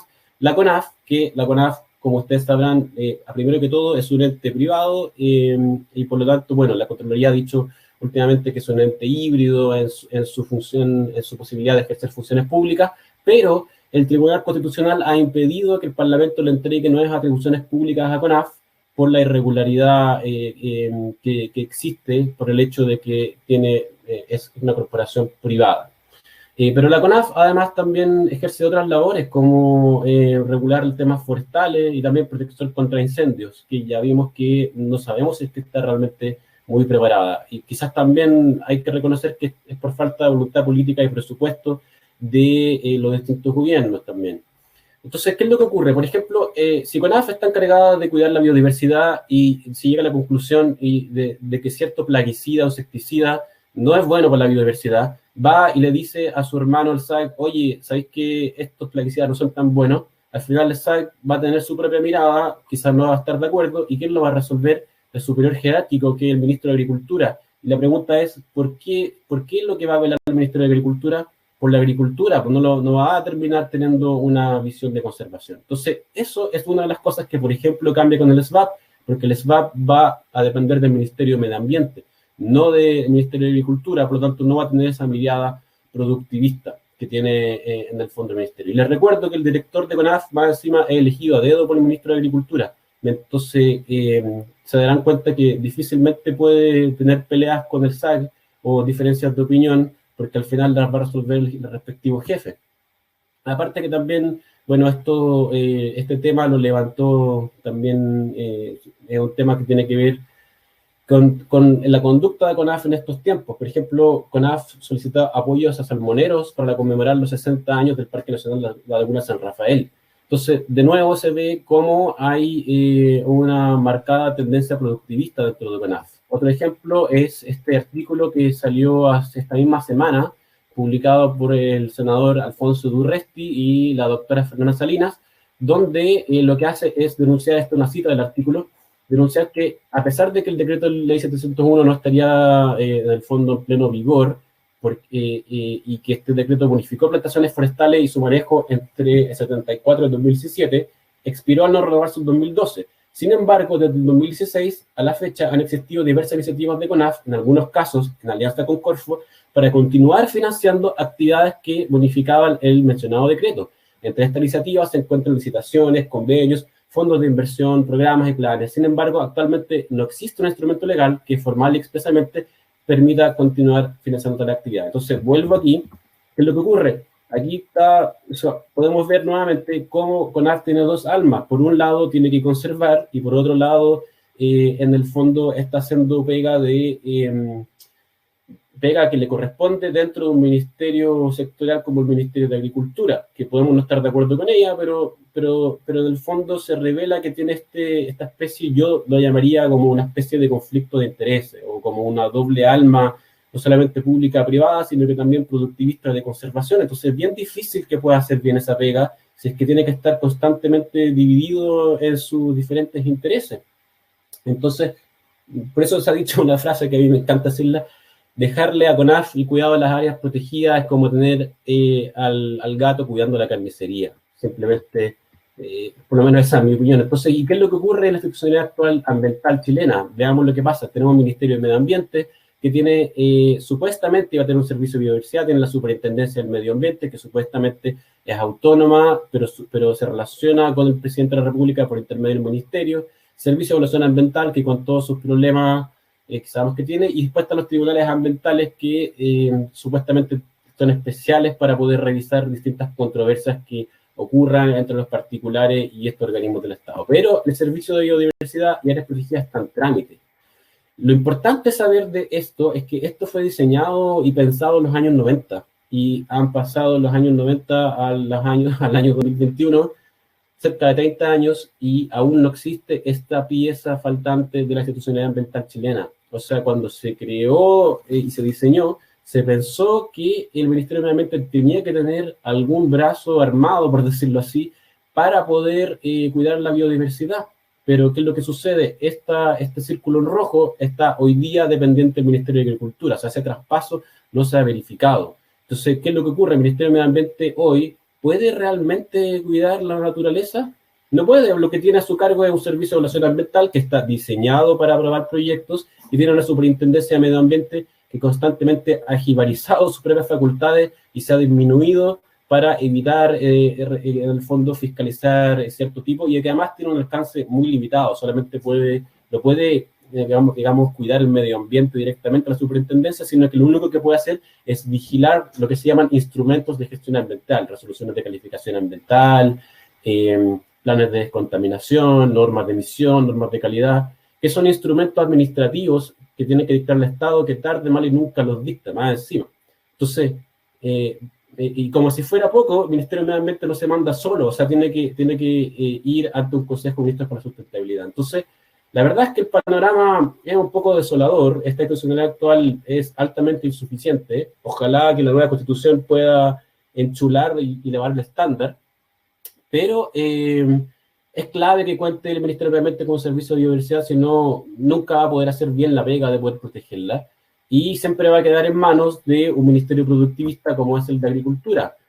Y la OCDE ha recomendado esto a Chile en el 2005, le pidió, oiga, por favor, si usted quiere formar parte de nuestro club de países ricos, por favor, cree usted una entidad dedicada a la protección de la naturaleza, constituido al amparo de una ley de protección de la naturaleza completa y única, que sea responsable de la protección de hábitats terrestres y marítimos, porque les recuerdo que en la parte marítima no estamos haciendo muy bien la pega, por más que se hayan creado un montón de parques marinos en el gobierno anterior. Necesitamos un servicio que pueda proteger realmente esos parques marinos. Así que eso es como el resumen de lo que hay ahora. Ministerio Productivo, no únicamente enfocado en conservación, no tiene una visión sistémica. Aquí nuevamente resumo las diferencias. Antes Minagri, ahora Ministerio de Medio Ambiente. Antes múltiples tareas, ahora tarea única de conservación. Antes visión sectorial productivista, ahora visión integrada. Y antes sin probidad sólida, y ahora es un sistema de alta dirección pública. El director de la SBAP va a ser elegido por un sistema de alta dirección pública, al igual que un montón de sus funcionarios. Entonces, ¿qué significa? También quiero abundar, ¿qué significa en una visión integrada de la biodiversidad? Pamela abordó esto, pero esto es súper importante. Actualmente, el conjunto de áreas protegidas se conoce como SNASPE. El SBAP cambia esto y lo va a convertir en el Sistema Nacional de Áreas Protegidas. ¿Y esto qué significa? ¿Es un cambio de sigla? No, es mucho más que un cambio de sigla. ¿Qué significa esto? ¿Qué significa una visión integrada? AP puse aquí para que se entienda, es área protegida, son las áreas en el fondo donde vamos a mantener nuestra biodiversidad. ¿Y qué es lo que sucede? Que en el fondo lo que vamos a ocurrir, primero que todo, es que están las áreas marinas que no están integradas dentro del sistema de áreas protegidas chileno. Entonces, por eso puse la foto ahí del chungungo que se pregunta quién lo va a cuidar en el fondo. Entonces, ¿qué es lo que va a hacer el SNAP? Que es la propuesta que trae el Servicio de Biodiversidad. Va a integrar áreas protegidas públicas y áreas protegidas privadas, y además áreas protegidas marinas. Por eso lo puse ahí en azul, digamos. Entonces, va a fortalecer el sistema de áreas protegidas, porque va a integrar lo público con lo privado y lo marino con lo terrestre. Y esto es un salto gigantesco que no existe desde lo que hay hoy día. Además, también, ¿qué es lo que ocurre? Cerca del 20% del territorio chileno está protegido como un área protegida, pero si ustedes lo ven, está muy mal distribuido, está la mayoría al sur. Y como me imagino que ustedes sabrán, la mayoría de la riqueza de biodiversidad en Chile está en la zona central, en la región metropolitana, en la región de Valparaíso. Y resulta que son las que son más presionadas por presiones agrícolas e inmobiliarias.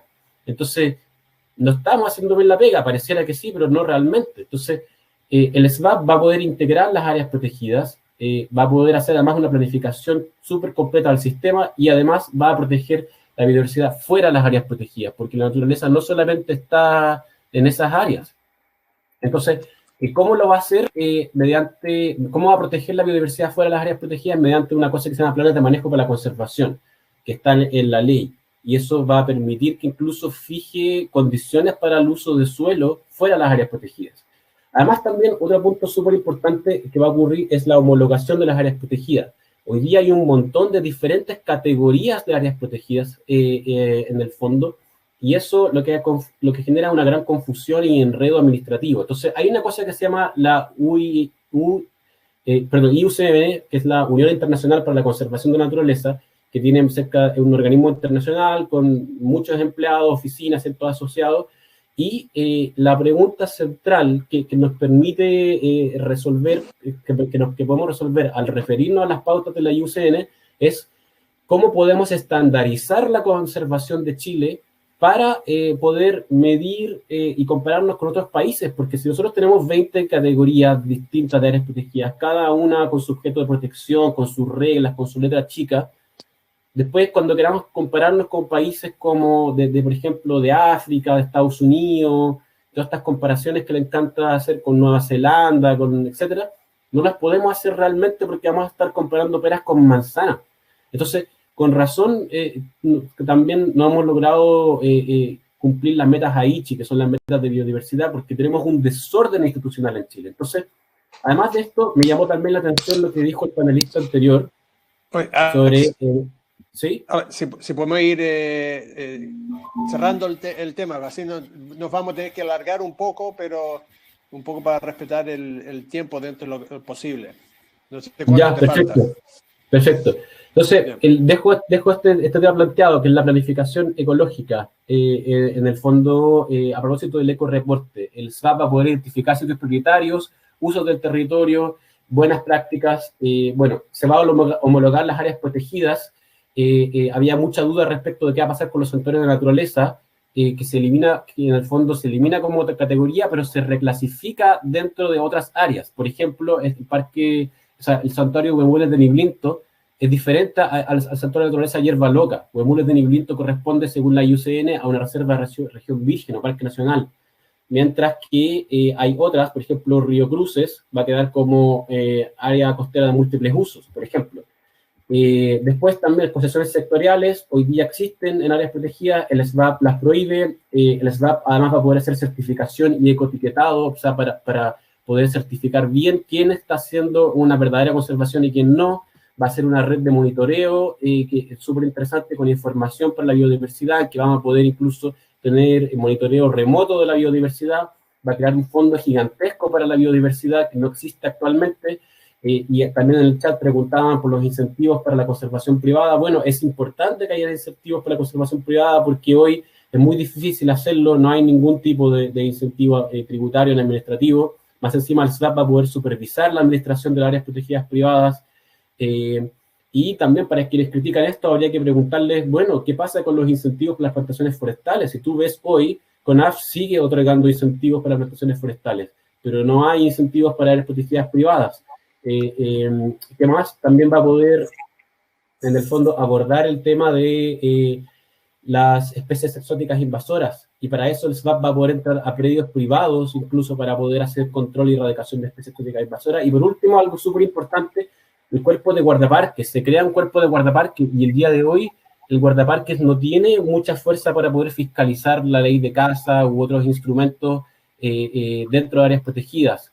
Pero el día de mañana, gracias al SVAP, van a tener un verdadero poder de fiscalización. La palabra guardaparques va a ser mucho más fuerte y la persona que sospechosa de haber infringido una norma va a tener que probar que era inocente. Y vista el tema presupuestario, el presupuesto para áreas protegidas va a casi duplicarse, va a ser 17 millones, el SVAP va a aportar cerca de otros 22.000 millones. Y otras dudas importantes sobre el Código Minero, me parece que se había eliminado esa posibilidad de que el Código Minero mandara encima del SVAP, según lo que estuve revisando en un comparado que hizo Pamela Poe hace poco. Y no, básicamente eso. Se necesita apoyo a la sociedad civil, generar más conversatorios, cartas al director, emails, Twitter, etcétera, etcétera. Así que eso era, y muchas gracias. Muchas gracias, Alex. Oye, vamos a entrar directo. Muchas gracias a los tres. Realmente la cantidad de datos y de enredos, porque realmente es un enredo todo lo que cuando viene al medio ambiente y las leyes y la ley SVAP. Voy a entrar a hacer algunas preguntas. Nos vamos a pasar un poco para tratar de involucrar a todos los que nos están viendo. Claudia Fuentes, yo creo que esto fue en tu presentación, Pamela. ¿Cómo es eso de que actualmente no se puede postular a fondos internacionales? Pero si hubiese SVAP, ¿se podría detallar un poco más de eso?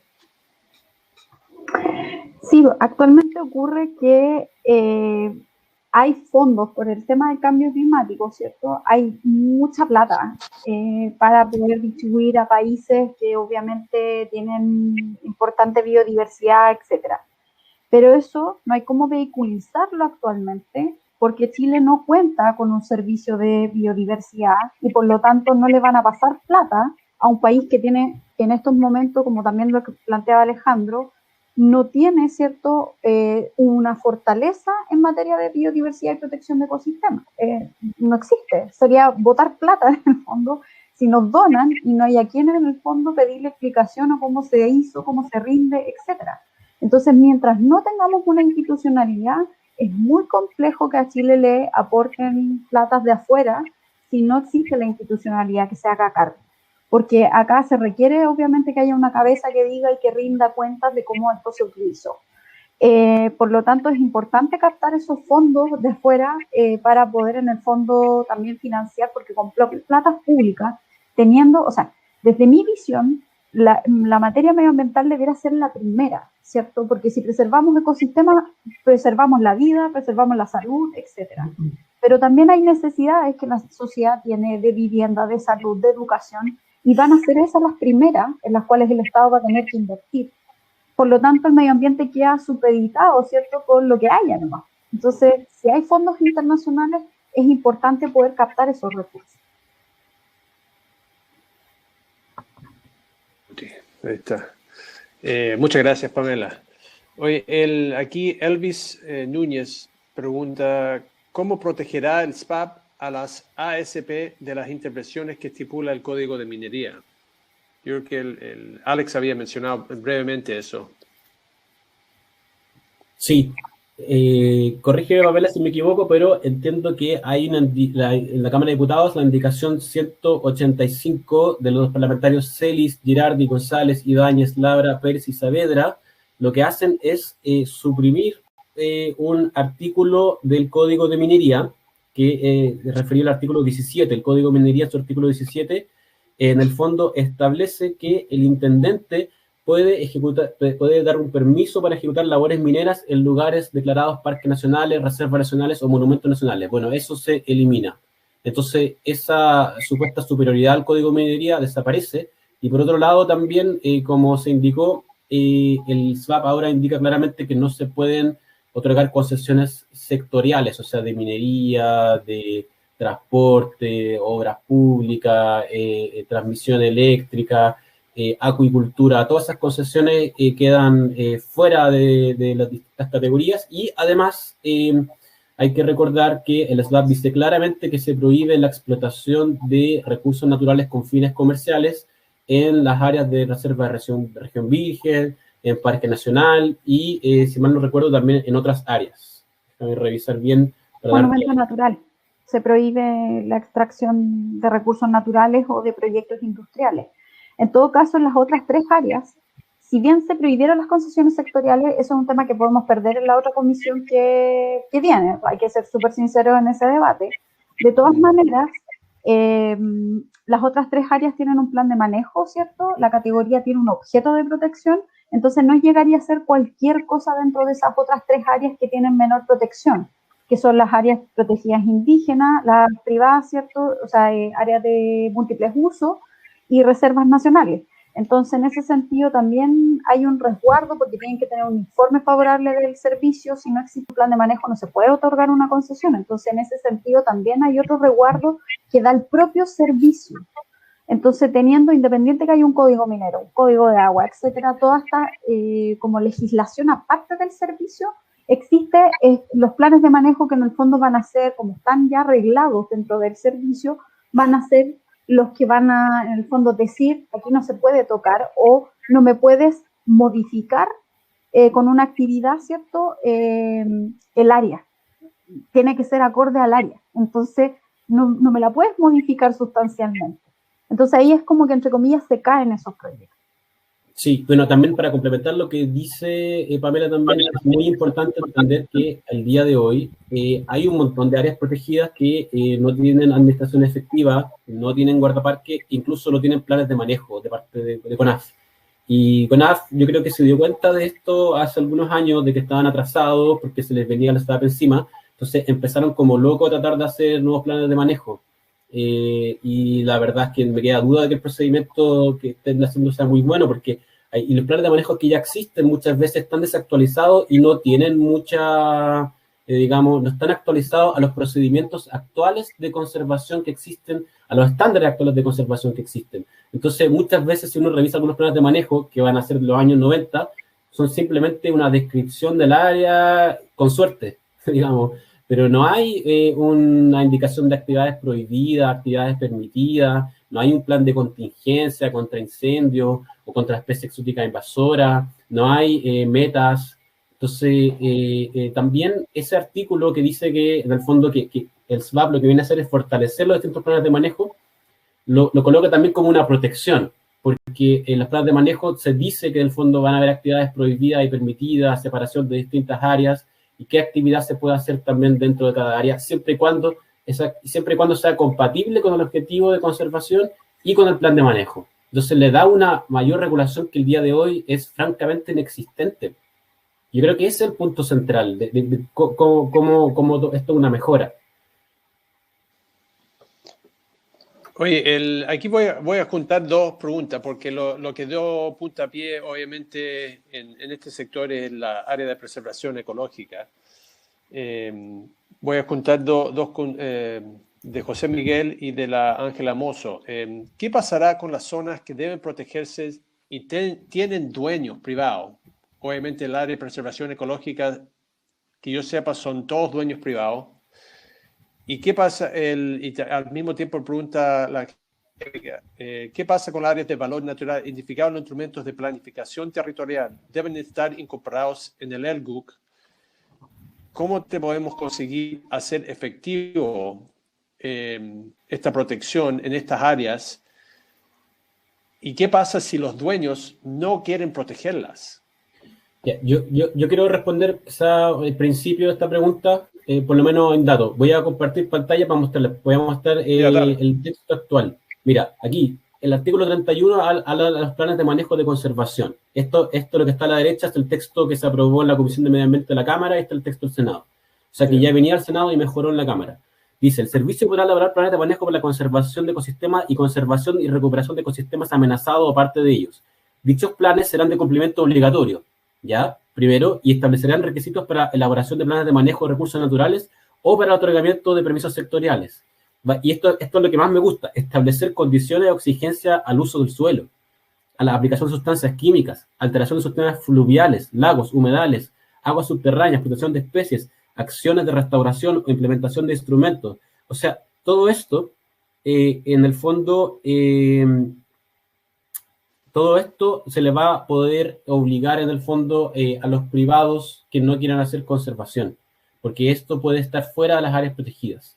Entonces, eso es lo importante, porque cuando dice conservación de ecosistemas, para la recuperación de ecosistemas amenazados, eso no necesariamente está dentro de las áreas protegidas. Entonces, este es uno de los artículos que le da al SBAP mayor potestad sobre áreas que no están necesariamente protegidas. Ya. Deja de saltar para acá arriba. Sí, habían varias preguntas. Y también... Sí, Alex, en tu presentación habías mencionado y tenemos un ejemplo muy, muy específico en el slide que mostraste del Ministerio de Agricultura. Sí. Cintia Prusa dice que no solo depende del Minagri y el territorio. El Ministerio de Vivienda y Urbanismo también tiene poder sobre... se me movió la pantalla. ¿Por qué no? Se me movió aquí. El mismo regula los usos fuera del límite urbano, o sea, las áreas de preservación ecológica a la cual estamos tratando que se incorporen bajo en la ley SBAP. Por ejemplo, un ejemplo que bien específico sobre el slide que hiciste del Minagri, aquí en el río Colina, los canalistas se ganaron un fondo del Ministerio de Riego, la Comisión Nacional de Riego, para entubar un canal a donde se va el 100% del agua del río Colina. O sea, el río Colina lo tienen seco hace no sé cuántos años, desde antes que yo llegase. Y durante el canal se hizo hace más de 80 años y se formó un bosque esclerófilo, a donde toda la fauna se adoptó al canal. Comenzaron a entubar el canal y cortaron sin ninguna autorización, sin ningún proyecto aprobado, sin nada, varias hectáreas de bosque esclerófilo, y el CONAF le plantó una multa de mínimo de 47 millones de pesos. Ahora yo me consulto, ¿quién terminará pagando esa multa para los canalistas? ¿El Ministerio de Agricultura? como ellos autorizaron que la Comisión Nacional de Riego le entregara un proyecto que se ganaran para entubar, y al mismo tiempo destruyeron X cantidad de bosque esclerófilo entubando, y se ganaron la multa. Entonces hay un enredo inexplicable de cómo el sistema se ha venido desarrollando a través de quién sabe cuánto tiempo, que no tiene ni pie ni cabeza. Entonces, eso les mencionaba antes de que comenzáramos, que es un rompecabezas que uno no se explica y no entiende. Es frustración, que llega a la frustración. Entonces, voy a saltar. Ahí, sí, dígame. Solo mencionar que por eso es importante el servicio, porque yo veo los reclamos en redes sociales sobre todas las aberraciones que estamos viendo, así como cambio, no sé, pues, corta de bosque esclerófilo para plantar palto, el tema de plantaciones en cerros, por ejemplo. Tú tienes un montón de cuestiones que están ocurriendo y le reclaman al Ministerio de Medio Ambiente, y es como si el Ministerio de Medio Ambiente no puede hacer nada si no tenemos un servicio. Acá hay muchas cuestiones que están dentro del Ministerio de Obras Públicas, por ejemplo, todo el tema que es agua, ¿cierto? Está dentro del Ministerio de Obras Públicas, con una visión productiva también del agua. Y por otro lado tenemos que el Ministerio de Agricultura tiene un montón de plata para el tema de los canales. De hecho, se está discutiendo un proyecto de ley en esa lógica para extender el tema de los subsidios para el tema de los canales de riego. Entonces, y los canalistas además son muy patúos, y los grandes agricultores que dicen, ay, nosotros hemos hecho las infraestructuras, o sea, se nos dio el agua gratis, pero nosotros hicimos la infraestructura, sí, claro, y no mencionan que fue subsidiado por el Estado. Entonces, la lógica que tenemos, ¿cierto?, ha sido productiva, por eso hay tanta resistencia a crear el servicio de biodiversidad. No es menor que se haya demorado 10 años, porque en el fondo lo que está ocurriendo es que los ministerios productivos pasan la máquina nomás. Además de que tenemos un consejo de ministros de la sustentabilidad que además le pone en cuestión a las decisiones del Ministerio de Medio Ambiente. Son varias batallas, ¿eh? O sea, aquí no es solamente el SBAP. Acá lo que también el mundo ambientalista lo que ha también planteado, y de hecho hay un documento que se los puedo compartir. Pues que se le fue el ministerio, que es sobre el que hay que terminar con el Consejo de Ministros de la sustentabilidad, si no podemos seguir pasando por decisiones de ministerios productivos. Pero son varias peleas que van como se dice, en simultáneo. Por eso es necesario tener que instalar este servicio, porque aquí vamos a tener muchas más herramientas para poder pelearlo. Yo no tengo problema con CONAF en estos momentos. CONAF ha hecho lo que ha podido dentro de lo que tenemos, pero no puede seguir así. O sea, necesitamos servicios públicos con la potestad del Estado, si el Estado tiene el poder acá. Entonces, si seguimos teniendo una entidad de derecho privado que tiene limitaciones para gestionar la naturaleza, bueno, no podemos seguir con esto nomás, punto.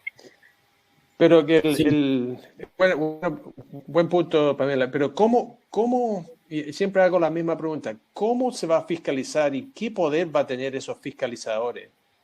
Bueno, sabiendo que es la pregunta, yo creo que la pregunta clave, porque si Anglo o si Pedro, que tiene un fondo de 14.000 hectáreas, dice, miren para el otro lado, aquí ching, ching, ching, ching.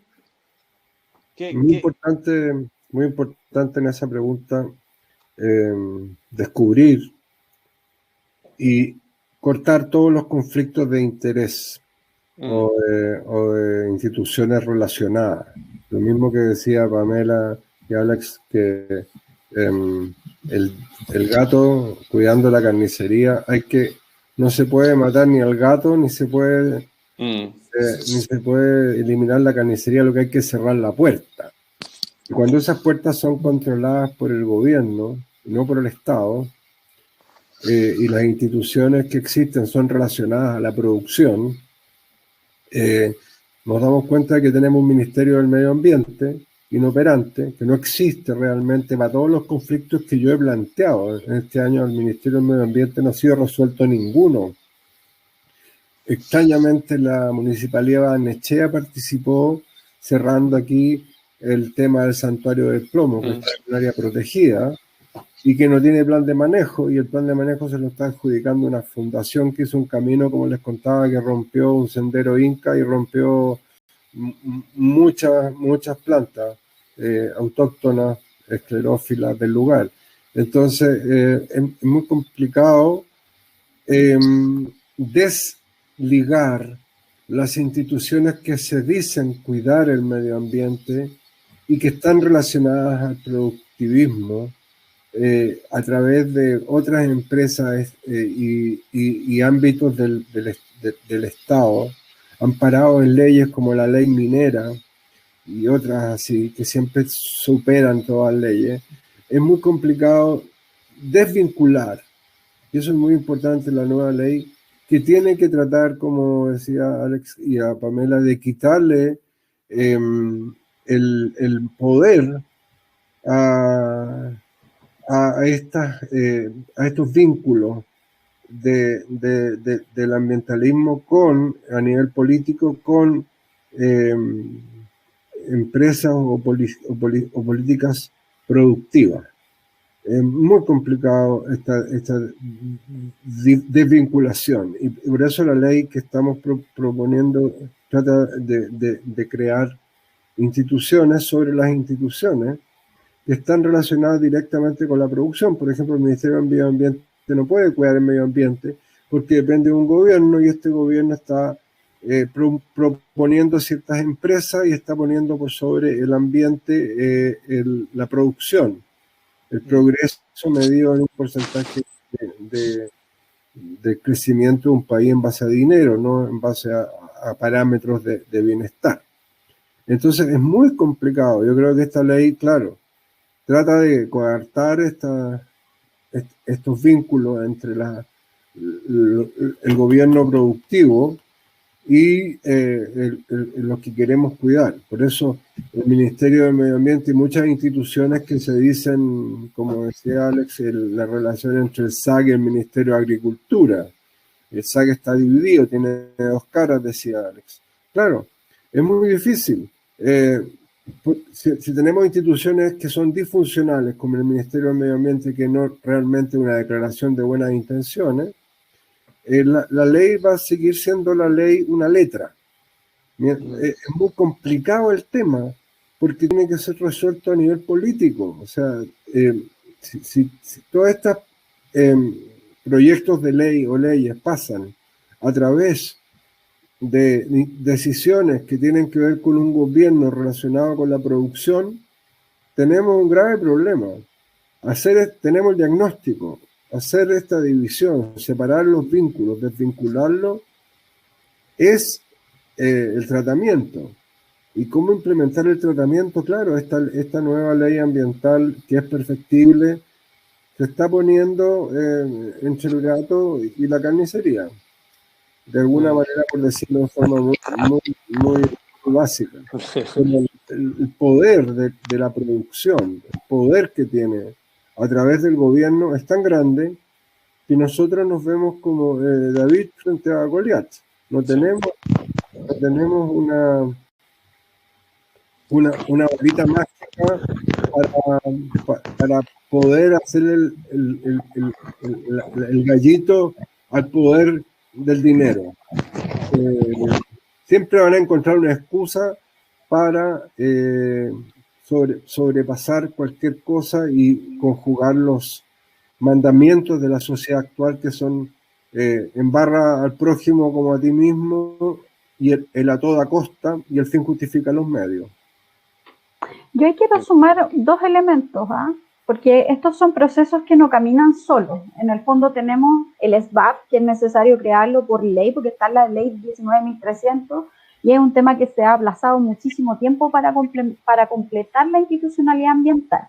Pero también tenemos el otro factor, que es el cambio constitucional, porque muchos de los temas en los que topamos están en rango constitucional. Por ejemplo, el tema del agua, que la propiedad de los derechos de aprovechamiento están en rango constitucional, la propiedad.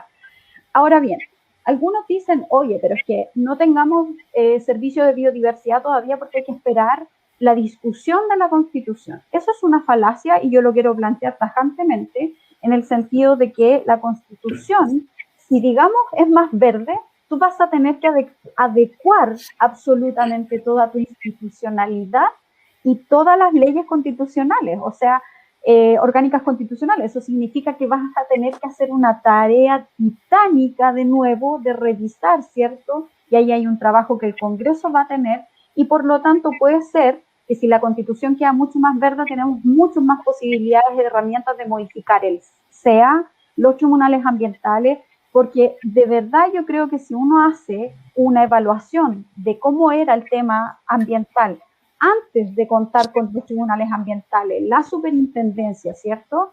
Y contar con un Ministerio de Medio Ambiente, la situación era 10 veces más peor de lo que tenemos hoy en día. Si bien hoy día es complejo, yo diría que por lo menos hay institucionalidad a la cual ir a reclamarle algo, porque antes era nada prácticamente. Entonces, yo sé que los cambios cuesta mirarlos en el tiempo porque es desesperante. A mí hay días que me agobia demasiado el ver noticias. A mí me llegan muchas denuncias de muchísimas situaciones, y ahí yo creo que los ciudadanos vamos a tener que volvernos muy activistas mientras tenemos que hacer estas transformaciones, porque los procesos legales son, por lo menos va a ser 10 años el cambio constitucional. Claro, la Constitución la vamos a redactar en 2 años supuestamente, después hay que aprobarla, después hay que cambiar todas las leyes constitucionales, o sea, todas las leyes orgánicas. Entonces este es un proceso de una década en la cual vamos a estar teniendo que tironear y empujar estos temas. Yo el único llamado que hago para estos temas es que hay que hacerlo con argumentos y exponiendo la verdad. Podemos estar en desacuerdo, puede que no te guste el servicio, pero con la verdad hacia adelante, o sea, vamos, peleemos por artículos, opinemos los artículos que tiene, discutamos sobre esa base, porque la democracia se construye sobre esa base en el fondo. Y efectivamente hay un tema geopolítico desde el norte global que va a presionar por recursos naturales a Chile. El tema del cobre no es menor y vamos a tener que salir a pelear por estas cosas. Yo lo sé, el Servicio de Biodiversidad ni la Constitución nueva va a ser una varita mágica que nos mejore todos los problemas que tenemos. Y por lo tanto requerimos de ciudadanía empoderada que pelee por estas cuestiones, porque si no, vamos a seguir viendo problemas. Acá la ciudadanía, como bien tú, Mauricio, lo plantea, es la que ha peleado, ¿cierto? Y ha denunciado, y cuando denuncia las cosas se paran. Si no existe esa ciudadanía empoderada, la verdad es que estamos ante un colapso, ¿cierto? Climático y ecológico y ecosistémico, ¿cierto? Que va a ser brutal, y aquí es la ciudadanía la que va a tener que salir lamentablemente a tener que pelear cuando el Estado o las empresas no nos quieran proteger. Sí, yo también muy pequeño complemento. En el fondo también un tema que, bueno, como el día de hoy llamar a parar la tramitación del proyecto SVAP es un error grave porque implica no entender el desastre ambiental en el cual está Chile y la insuficiencia sistémica que tiene el país para poder abordar ese desastre ambiental. Y el SVAP lo mejora en fiscalización, en planificación territorial, en fiscalización, en creación de instrumentación como planes de manejo, solamente para ejemplificar cómo SVAP permite hacer compatible en el fondo la actividad que va de protección del SVAP con otras actividades productivas. No solamente se eliminaron las concesiones sectoriales, sino que además, por ejemplo, voy a leer un artículo que habla de planes de manejo. Dice, en el caso de que el plan de manejo de conservación del SVAP contemple acciones recaídas en recursos hidrobiológicos, que esto es básicamente los recursos que le interesan a Pesca, a la Subsecretaría de Pesca y al Servicio Nacional de Pesca, en conformidad con el plan de manejo que dicta la Ley General de Pesca y Acuicultura, este último deberá adecuarse a los objetivos y acciones contempladas en el plan de manejo para la conservación. ¿Eso qué quiere decir en lenguaje sencillo? O sea, quiere decir que todos los planes de manejo de pesca y acuicultura que tengan algún conflicto con el SVAP van a tener que ajustarse a lo que el SVAP diga. O sea, el día de hoy eso es imposible que CONAF lo haga, porque ni siquiera podemos darle nuevas atribuciones legales a CONAF. Entonces estamos atrapados en el fondo en una situación en la cual la única manera de salir es crear una nueva institución pública que pueda tener este poder, y lo va a tener. O sea, la fiscalización, como lo que comenté, el día de hoy, por ejemplo, si es que tú te pasas una luz roja y llega un Paco y te saca un parte, en el fondo tú vas a tener que ir al juzgado de policía local a comprobarle al juez de que tú no cruzaste esa luz roja. o que tú no estabas manejando un estado de ebriedad. Tú tienes que comprobarlo como imputado. Pero el día de hoy, cuando un guardaparque te ve cazando o talando en un lugar o acampando en un lugar no apropiado, es el guardaparque quien tiene que él comprobar que tú estabas talando en el lugar que no se podía o que está haciendo tala ilegal, lo cual se vuelve muy difícil de poder fiscalizar, puede ser el grave problema. Pero el día de mañana el SBAP dice que los guardaparques van a ser ministros de fe. O sea, piensa que en otros países como en Canadá, Nueva Zelanda, los guardaparques son súper respetados. En algunos países hasta tienen armamento, tienen metralletas, los Rangers son súper respetados, tienen también armas de fuego. Entonces, aquí en Chile estamos en la nada, así que el guardaparques tiene que hacer toda una tarea de comprobar que yo me estaba portando mal.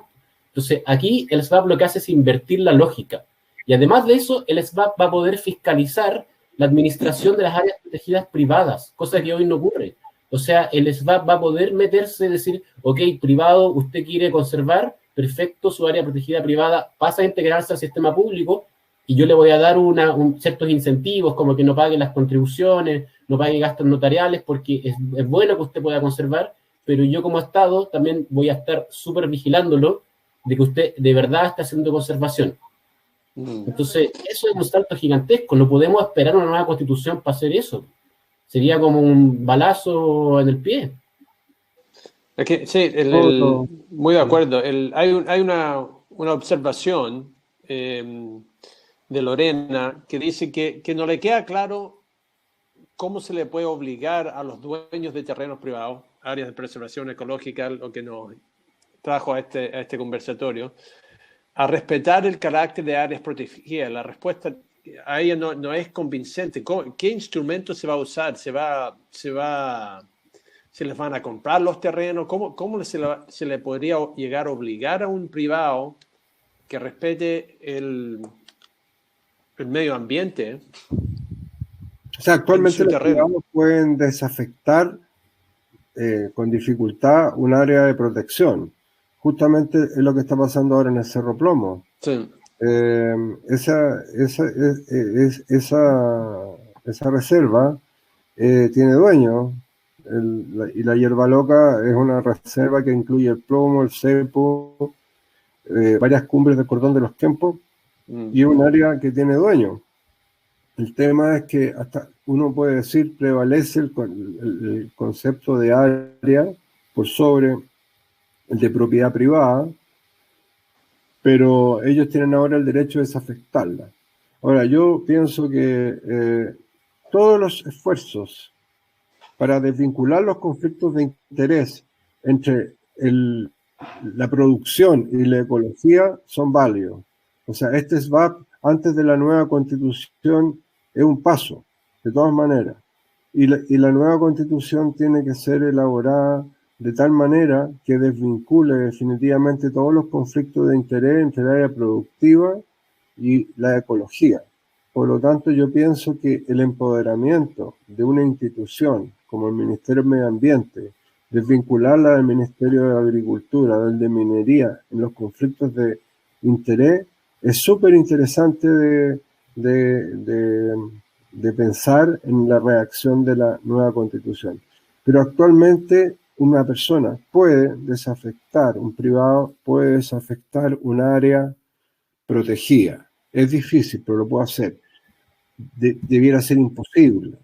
Y por otro lado, es muy importante garantizar, así como se garantiza el acceso a los lagos y a las orillas de playa, hay que garantizar el acceso a las montañas. Actualmente los montañistas, y Chile es toda montaña, tienen una crisis de acceso porque las hidroeléctricas, los fondos cordilleranos, ¿ya? Y las mineras han cerrado completos dominios de montaña por sobre la ley porque ellos no son dueños de los cauces y a través de los cauces uno ingresa a las montañas. Hay que perfeccionar el acceso a la montaña. Está permitido por la ley, pero a través de los cauces. Y es verdad, pero nadie aplica ese derecho y hay que perfeccionarlo. Bueno, eso sería lo que quería aportar. Mira, yo quería comentar un tema sobre la pregunta que habían hecho que no quedaba muy claro. Mira, hay una cosa súper importante. Una cosa, hay que diferenciar entre la protección de la biodiversidad y la conservación de la biodiversidad. Yo había comentado que el servicio de biodiversidad no es que vaya a ser realmente ordenamiento territorial, porque en Chile tenemos claramente una deficiencia respecto al ordenamiento territorial y eso requiere ser también resuelto con una ley integral que pueda abordar todo el aspecto de ordenamiento territorial. Pero el SVAP se acerca a eso. Todavía hay una brecha importante que obviamente hay que cubrir, pero el SVAP sienta las bases, como dije, hace una planificación ecológica de todo el territorio nacional, no solamente aquel que está dentro de las áreas protegidas, sino que también las áreas, ecosistemas amenazados y degradados que están fuera de las áreas protegidas, y lo identifica. Y además de esto tiene instrumentos como el que mostré en pantalla, lo podría mostrar de nuevo más ratito, como por ejemplo los planes de manejo de conservación, que establecen restricciones al uso del suelo y otro tipo de restricciones a los privados, y el SVAP puede en el fondo fiscalizar eso. Sí, es un plan de manejo y puede fiscalizar esos planes de manejo, pero eso es solamente protección, porque cuando yo no estoy protegiendo un territorio, cuando coloco una restricción al uso del suelo, no se va a usar para fin agrícola, no se va a usar para fin inmobiliario, pero eso no garantiza de que se vaya a conservar. Y aquí es muy importante, que hay que entender que la conservación va más allá de la protección, es un esfuerzo que involucra a todos los agentes, a los agentes públicos, a los agentes privados, incluso a los cazadores, que en el fondo van a tener que cambiar sus prácticas, al mundo ONG, a los filántropos, al propio Estado, a la ciencia. Y el SVAP lo que va a hacer es articular a todos esos actores para generar un sistema de conservación. Entonces tú puedes obligar al privado a proteger al territorio porque tú le puedes imponer una restricción al cambio de uso de suelo, pero ahí de eso a obligarlo a conservar es muy difícil, es mucho más fácil generar los mecanismos y las bases para que todos puedan articularse, sentarse en la mesa, decir qué vamos a proteger, cómo lo vamos a proteger, con qué medidas lo vamos a hacer y empezar a generar compromisos privados. En el fondo, y el SVAP siente las bases de eso porque va a tener presupuesto. Recordemos que casi se duplica el presupuesto. Va a tener acceso a un fondo internacional que puede recibir donaciones de otros países para generar toda esta base. Va a tener un comité científico asesor que va a estar permanentemente asesorando. Va a tener que adaptarse a las pautas de la IUCN, que involucran el manejo adaptativo de un área, que involucra hacer planes de manejo a corto plazo, que se van revisando cada 4 años. Obliga a los privados a decir, bueno, ¿qué funcionó? ¿Qué no funcionó? ¿Cómo cambio mi estrategia? Entonces, hay una articulación en torno a la conservación y además hay una obligación a proteger ciertos territorios que el SVAP mismo ha identificado. Entonces, a mí me parece que eso es un lumazo sólido a quienes no están protegiendo el medio ambiente, tanto dentro como fuera de las áreas protegidas. Bueno, muchas gracias. Le quiero dar las gracias, porque nos pasamos un buen poco, porque yo creo que este tema podría seguir por horas y horas, días y días, año tras año. Oye, les doy las gracias a los tres. No cubrimos todas las preguntas porque habían muchísimas, pero las más importantes de las que leí. Les pido, no sé si podrán compartir, a lo mejor enviar al correo y nosotros podríamos subir sus presentaciones, porque hay algunas personas que están preguntando si pueden compartirlas. Yo creo que las podríamos subir a la página web y ahí compartirlas con las personas o de repente enviárselas por correo si piden eso. Sí, yo quería solo mencionar un punto con respecto al tema de la homologación. Es que se aprobó un artículo 5º transitorio donde también se plantea que la reclasificación u homologación en ningún caso reducirá el grado de protección o jerarquía o superficie de un área protegida. Eso quedó... Eso es Digo, mi propia pantera personal. Entonces, no queda esto, ¿cómo se dice? No se pierde lo que ya está protegido como base. Recuerda que está aprobado el principio de no regresión. Entonces, la base que tenemos de ahí hacia arriba. Y por ahí leí el tema de los pueblos originarios. Efectivamente, hay varios artículos que tienen relación con ellos que están... De hecho, las áreas de protección indígena son solicitadas por ellos mismos en la consulta indígena. Entonces, yo creo que esto se puede mejorar más aún, pero definitivamente creo que es mucho mejor que lo que hay hoy en día. Y muchas gracias por la invitación. No, muchas gracias, Pamela, Mauricio, Alex.